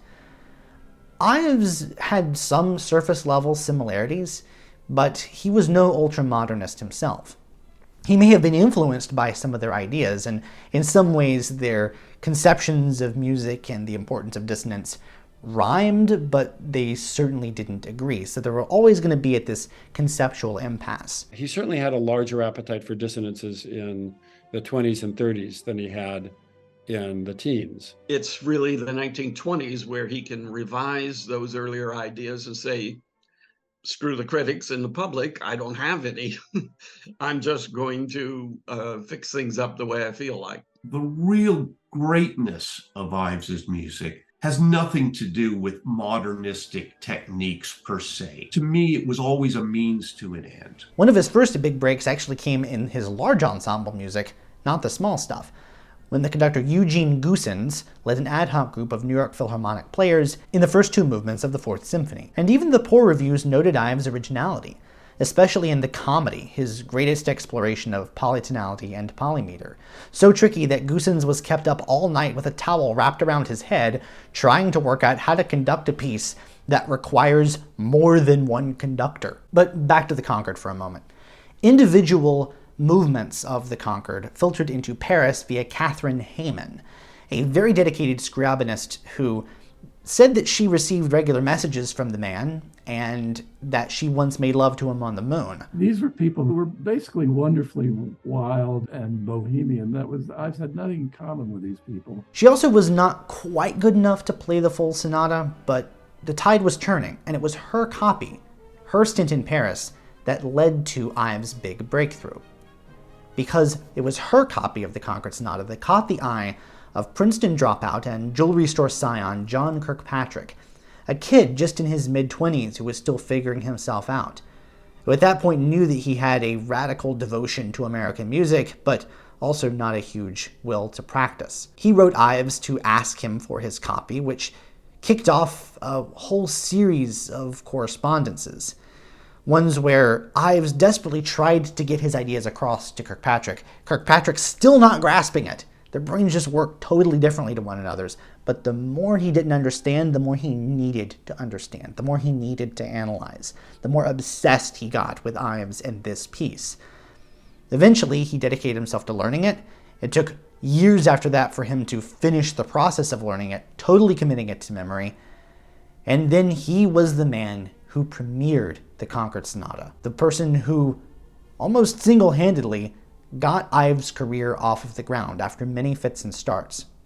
There were a few private performances in Connecticut, which led up to its first public performance at New York's Town Hall in January 1939. A glowing New York Herald Tribune review of Kirkpatrick's performance finally gave Ives the critical recognition he had long lacked. The critic was the highly respected Lawrence Gilman, who called the Concord Sonata the greatest piece of music composed by an American. The genie was out of the bottle. I think it probably drew a lot of its importance from the fact that it was in the New York Herald Tribune, which was the intellectual paper in New York. It was the most respected newspaper among the intelligentsia. Ives and Kirkpatrick were never great friends, and in part that was because they just didn't see eye to eye on the music. Ives could not get Kirkpatrick to play the Concord Sonata anything but exactly as the notes were on the page. Ives is like basically saying, you got to feel this. And Kirkpatrick is saying, but I need to analyze this to understand it in a very different language. Few, if any, Ivesians would tell you that his performance is their favorite, because that analytical aspect to his pianism comes through in a very solid way, one that just doesn't quite fit the piece. He had his own notions, fairly conservative classical take on the Concord Sonata. It's like he's trying to work out exactly how you do every interval in this movement of the Concord Sonata. And of course, that's why he drove Ives nuts. You know, he would come and say, well, what did you have in mind here? And Ives finally says, get out of the way, I'll show you, and plays it. He was an inspiration to be around and a challenge to be around because he was particular and exacting. The broader world could no longer call Ives a crank and his music a joke, although many wanted to put Ives more in his place. Maybe they thought that Gilman's review was a little too over the top. And one of these, to Ives' chagrin, was his one-time protege, the closest person he ever had to a student, Elliott Carter, who had gotten into Harvard on the strength of Ives' recommendation letter. He thought that the Concord was just too disorganized. And Carter would go back and forth on Ives as a mentor and as an influence for the rest of his life. But it must have stung for Ives, who had welcomed this kid into his home, who had written that recommendation letter that got him into Harvard, who had really taught him in some ways, who had been a friend, to see what Carter had written about him. And I think Carter did feel a little bit bad about how he'd characterized the sonata, because he did do things to help Ives out during Ives' lifetime, including organizing the premiere of The Unanswered Question. Charles Ives was too sick to attend the premiere of his Concord Sonata.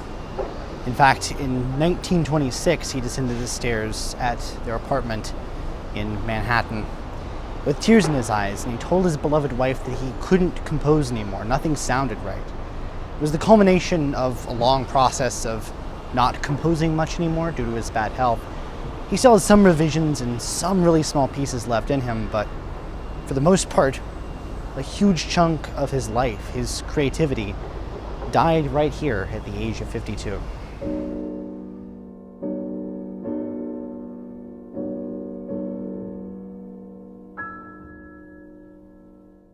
More than any one single piece, Ives' massive collection of 114 songs reveals him in his truest form. A composer equally at home with the most radical dissonances, German leader Stephen Foster tunes, and even his own juvenilia. It's quite a hodgepodge. He set newspaper clippings, lots of minor poets, and every once in a while somebody who's really good. Ives, of course, was a businessman as much as he was a composer.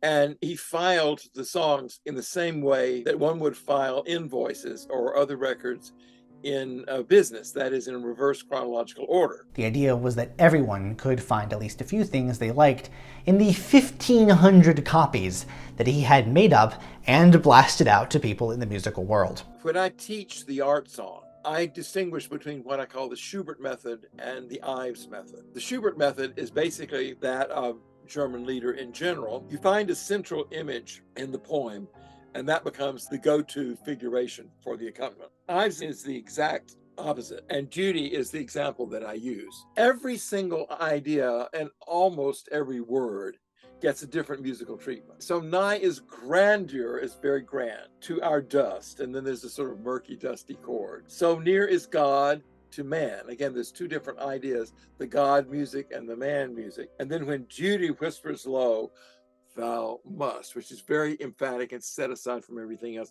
the youth replies, and then I can, strong cadence in F major. That is, of course, followed by a completely different thing altogether, which has a certain consistency of texture that Judy does not have, but it certainly is not figurations based on the text in the way that the Schubert method would imply. Had Ives started off with more traditional fare, this self-promotional technique might have worked a little bit better, but instead he started with the radical tone clusters of majority.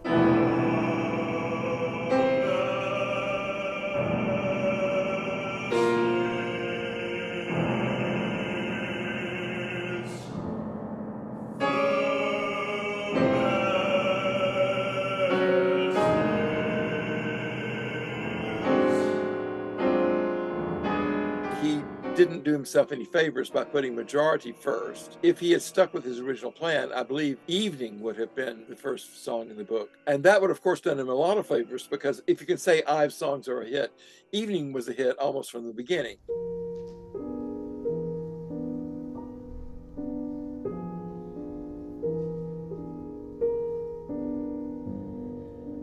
Now came still evening on,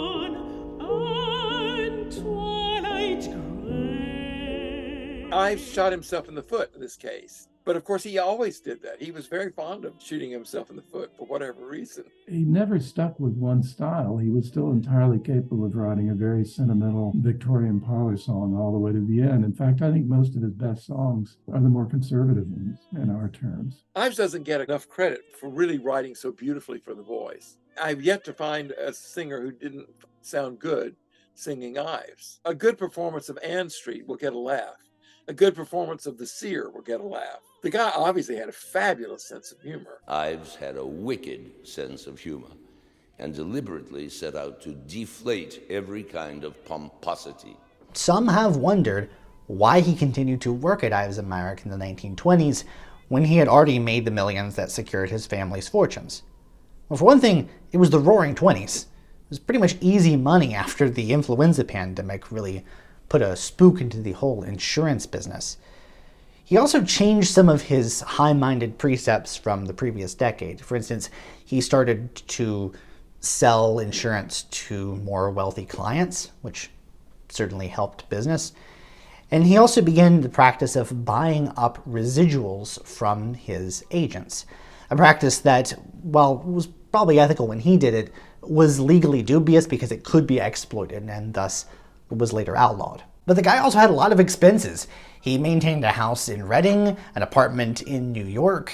He had to take care of himself and his medical issues. He wanted to make sure that Harmony and Edie were taken care of and never had to worry about their finances. He also funded these shipments of his own music out, and subsidized concerts, and funded the American avant-garde almost single-handedly. Throughout the Great Depression, if you were in the experimental forefront of American music and you got into touch with Ives and you told him about a project, chances were pretty good that he'd just cut you a check on the spot. Ives, I think, was a remarkable human being, and you cannot find anybody who had a word against him. He was truly a generous soul who cared about people, who cared about rightness. It really shows up, I think, in his just enjoyment of supporting people and never getting credit. As, by the way, the #1 philanthropist in the United States, secretly. Ives had this very peculiar way of putting it. He said, I'd like to participate. By participate, what he meant was paying for the entire cost. Many of the musicians that Ives helped out repaid the old Connecticut Yankee in one way or another. Take, for instance, Henry Cowell, who published many of Ives' music in its first editions in his New Music Quarterly, which he founded in 1927. Ives funded this journal not just through cutting checks directly to Cowell, but also through buying up subscriptions. After the first edition came out, Cowell lost half of his subscribers. It's doubtful that without Ives, this journal would have made it to a second edition. He also cut a check to Cowell and the Soviet expatriate inventor Lev Termen, better known as Leon Theremin, in order to create one of the world's first drum machines, the Rhythmicon. Theremin's greatest invention, the instrument that bears his name, was a noted exception to Ives' otherwise vitriolic technophobia. During his habitual revisions, he even included parts for it in some of his pieces, like the Fourth Symphony. Through Cowell, Ives met the conductor Nicholas Slonimsky, who agreed to premiere a version of Three Places in New England, freshly revised to fit his players. Through Slonimsky, Decoration Day made it to its world premiere in Cuba, and The Three Places made it to a European premiere in Paris. Ives shared many programs with another visionary American, Carl Ruggles, a methodical Yankee composer who shared Ives' penchant for dissonance and baseball. They were basically the same age, and they were very simpatico. Aaron Copland, who busied himself as a concert organizer and new music promoter in the early Depression era, programmed a set of Ives songs at the New Yaddo Festival in 1932. The following year, Slonimsky, in the Ivesian tradition of sticking it to what Charlie called the old ladies of both sexes, decided to program a bunch of modernist music when he was the conductor of the LA Philharmonic during their summer Hollywood Bowl concerts, and he was fired for his trouble. Slonimsky always maintained that the people who were funding the concerts just didn't like all the modern stuff, that they ousted him just to get back at his choices and standing up for new music. There are questions, though, of how good of a conductor Slonimsky actually was. I saw him conduct, and he was terrible. Let me use my words carefully. The effective end of Slonimsky's conducting career meant that Ives lost his only consistent champion on the conductor's podium. But despite this, Slonimsky remained a staunch friend and ally, and it was Slonimsky who coined the term sonic exuviation to refer to Ives' technique of building up a huge mass of sound and then having everyone but a few quiet instruments drop out.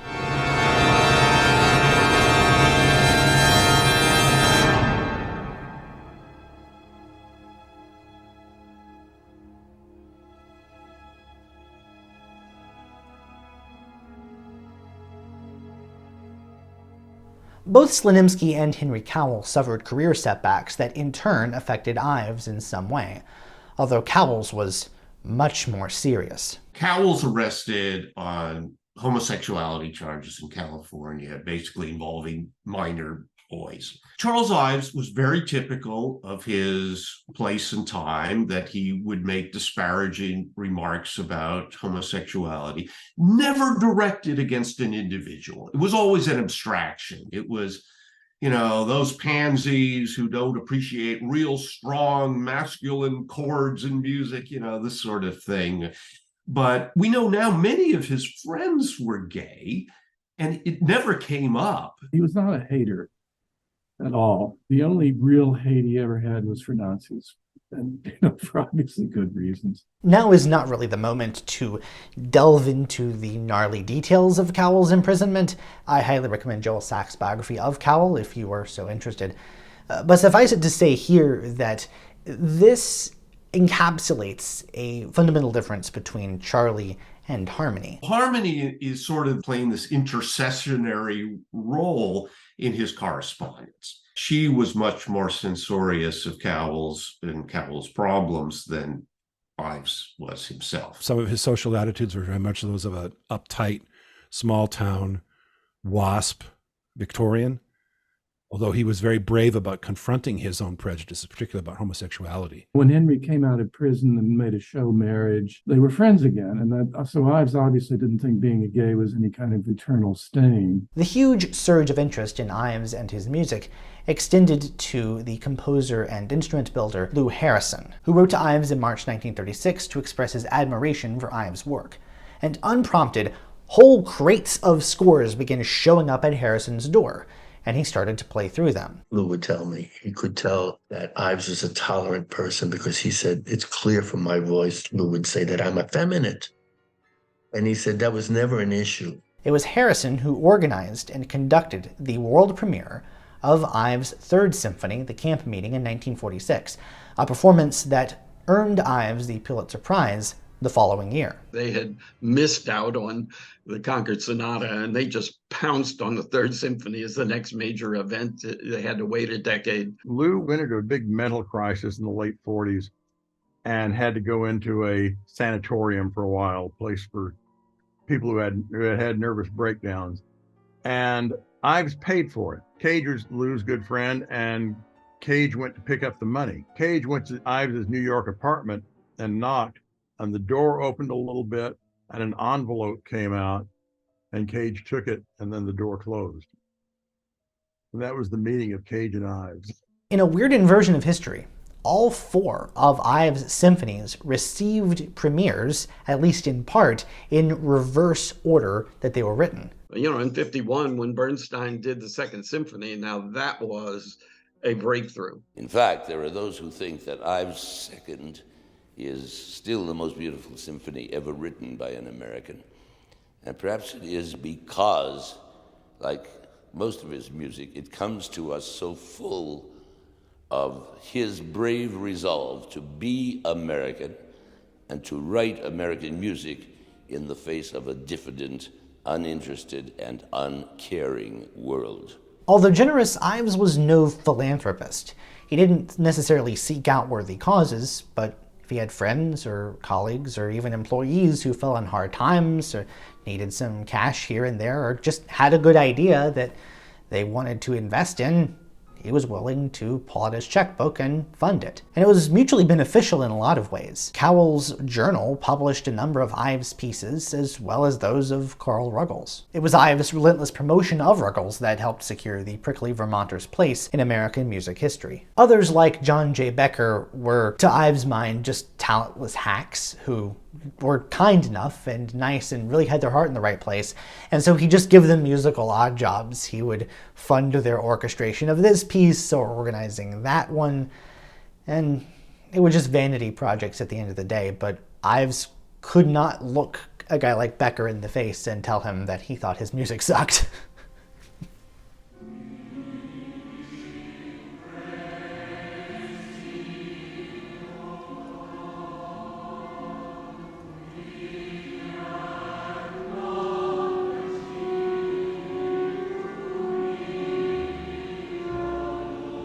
If America is about the potential of humanity, Ives is essentially involved with that train of thought, both spiritually and politically. If you want to understand the music he did write, we should look at some music that he never completed.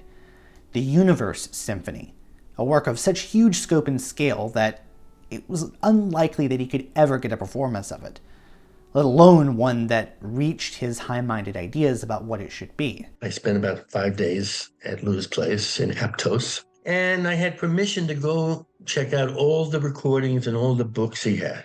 Underneath one cabinet, very dusty, is this folded over 11 by 17 photocopy.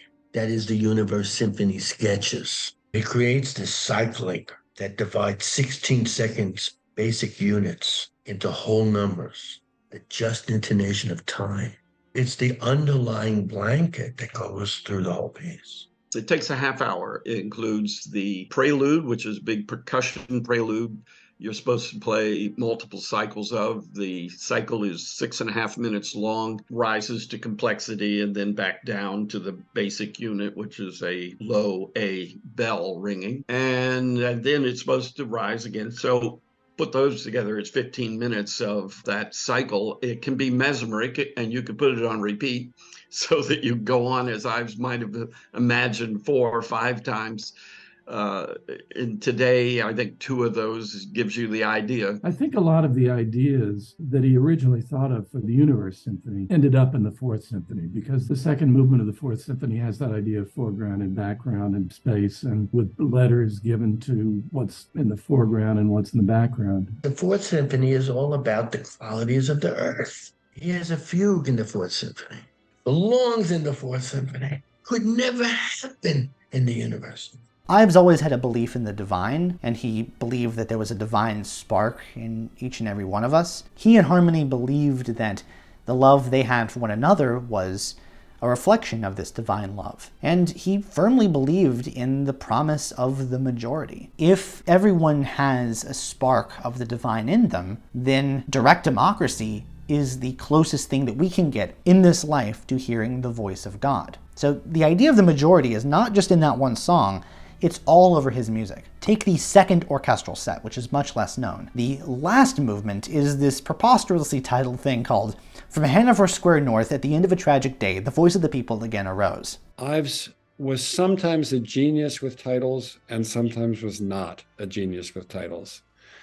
And the second orchestral set really got the bad end of that. The overt loquaciousness of the title is unfortunate considering what it represents. This was a depiction of an experience Ives had on an elevated train platform after news of the sinking of the Lusitania reached American shores. That was a shock, and everybody was stunned by it, but then an organ grinder started playing In the Sweet By and By, and everybody started singing. And that became the genesis of this piece, which is an extraordinary vision of a kind of distant shore, a happy land beyond, but one where humans are still singing. I just find this view of humanity very moving and touching about him, even when the music is at its craziest and most ferocious.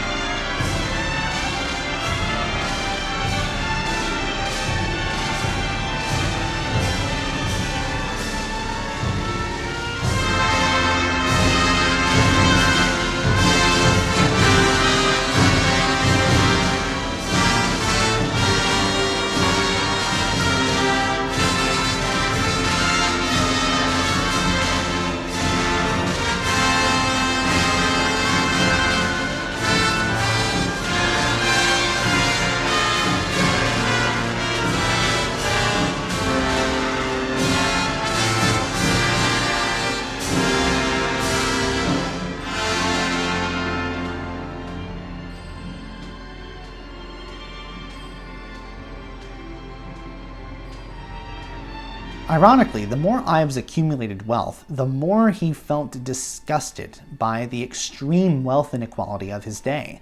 At his most progressive, he said that there should be a kind of world government that would put a limit on the amount of personal property one should have. He felt that people didn't need more money than a certain amount over the course of their lives. And, he's the guy who figured out estate planning, so I think he probably knew his stuff in that regard. The capital M majority is more like the proletariat, the economic majority, than anything else.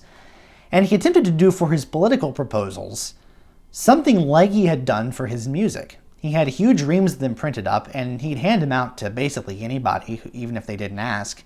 And at one point, he concocted a scheme to get them printed up in the cities where the two major parties were having their conventions in an attempt to get his ideas about direct democracy in one of the major party platforms. He would even send these out to random people, politicians and such. He never really got that many responses, except for William Howard Taft, or probably one of his secretaries, who wrote and told him that his idea of turning Congress into a vestigial organ for instantiating the proposals that were approved by direct democracy was actually a terrible idea and that it was not workable. This is a wonderful country which has done really important, beautiful, wonderful things. Right now, it's very easy to lose sight of that. There's so many things that are going wrong on so many different fronts. It seems overwhelming. It's good to have somebody like Ives who did not live an easy life. He had a lot of money, but he had a lot of problems that went along with the money, and he had a lot of psychological impediments to leading a life free of strain. As caustic as he could be, I don't find cynicism in him. I find a deep criticism of things that he thought were wrong, and usually I agree with him entirely. They were wrong. But there's an affirmation of humanity that is so wonderful in his music.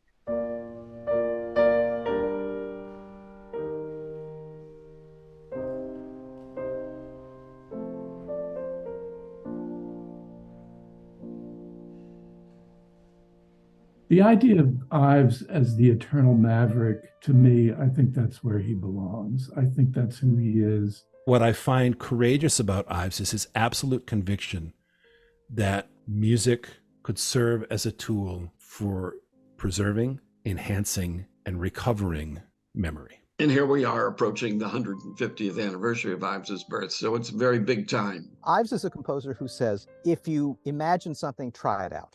Don't be afraid of anything that is a stricture.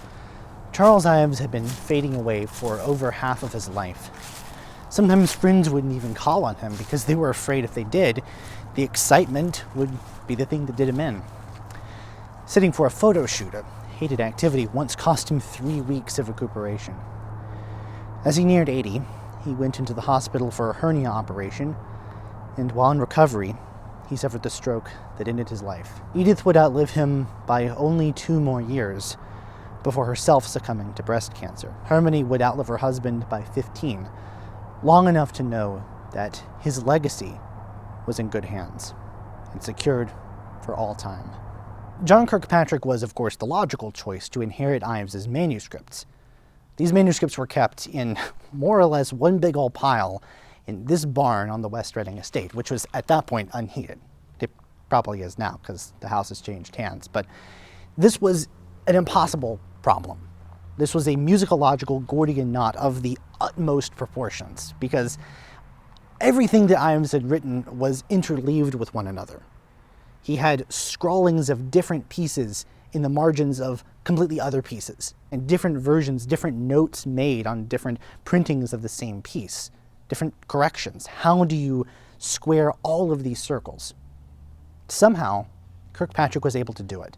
And in record time, it was a 6-year-long evenings and weekends project of his own. Nobody had a mind like John Kirkpatrick. I mean, nobody. John was literally a genius at jigsaw puzzles. And the Ives papers were simply an extension of this absolutely mind-boggling ability to look at a fragmented page ripped off of something else and go, I remember where I saw the concomitant tear. It's beyond imagination how this is easy for him and impossible for anybody else. He collected every scrap of paper with Ives and cataloged them. The detail that's going on in J.K.'s catalog is beyond musicology's fondest dreams of the high bar. The very same analytical mind that had so infuriated Ives when Kirkpatrick was trying to learn the Concord Sonata was the very mind that assured Ives' scholarship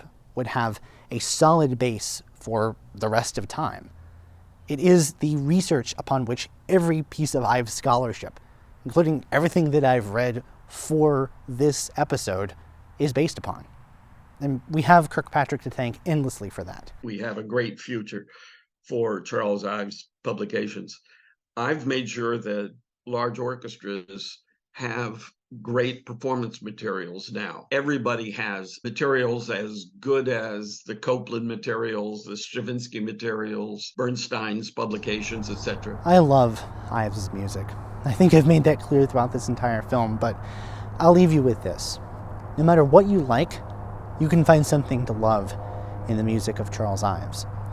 And yet, at the same time, despite all the eclecticism, it always sounds like Ives. It always sounds uniquely him. That's a mix of breadth and original sound and specificity that I can only dream of as a creative artist, and I don't think I'm the only one who admires him for that.